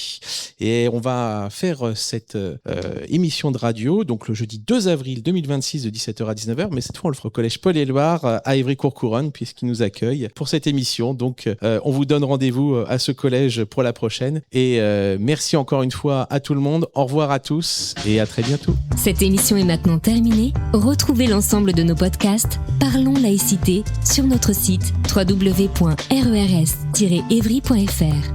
Et pour rester informé de notre actualité et communiquer avec nous, rendez-vous sur notre page Facebook.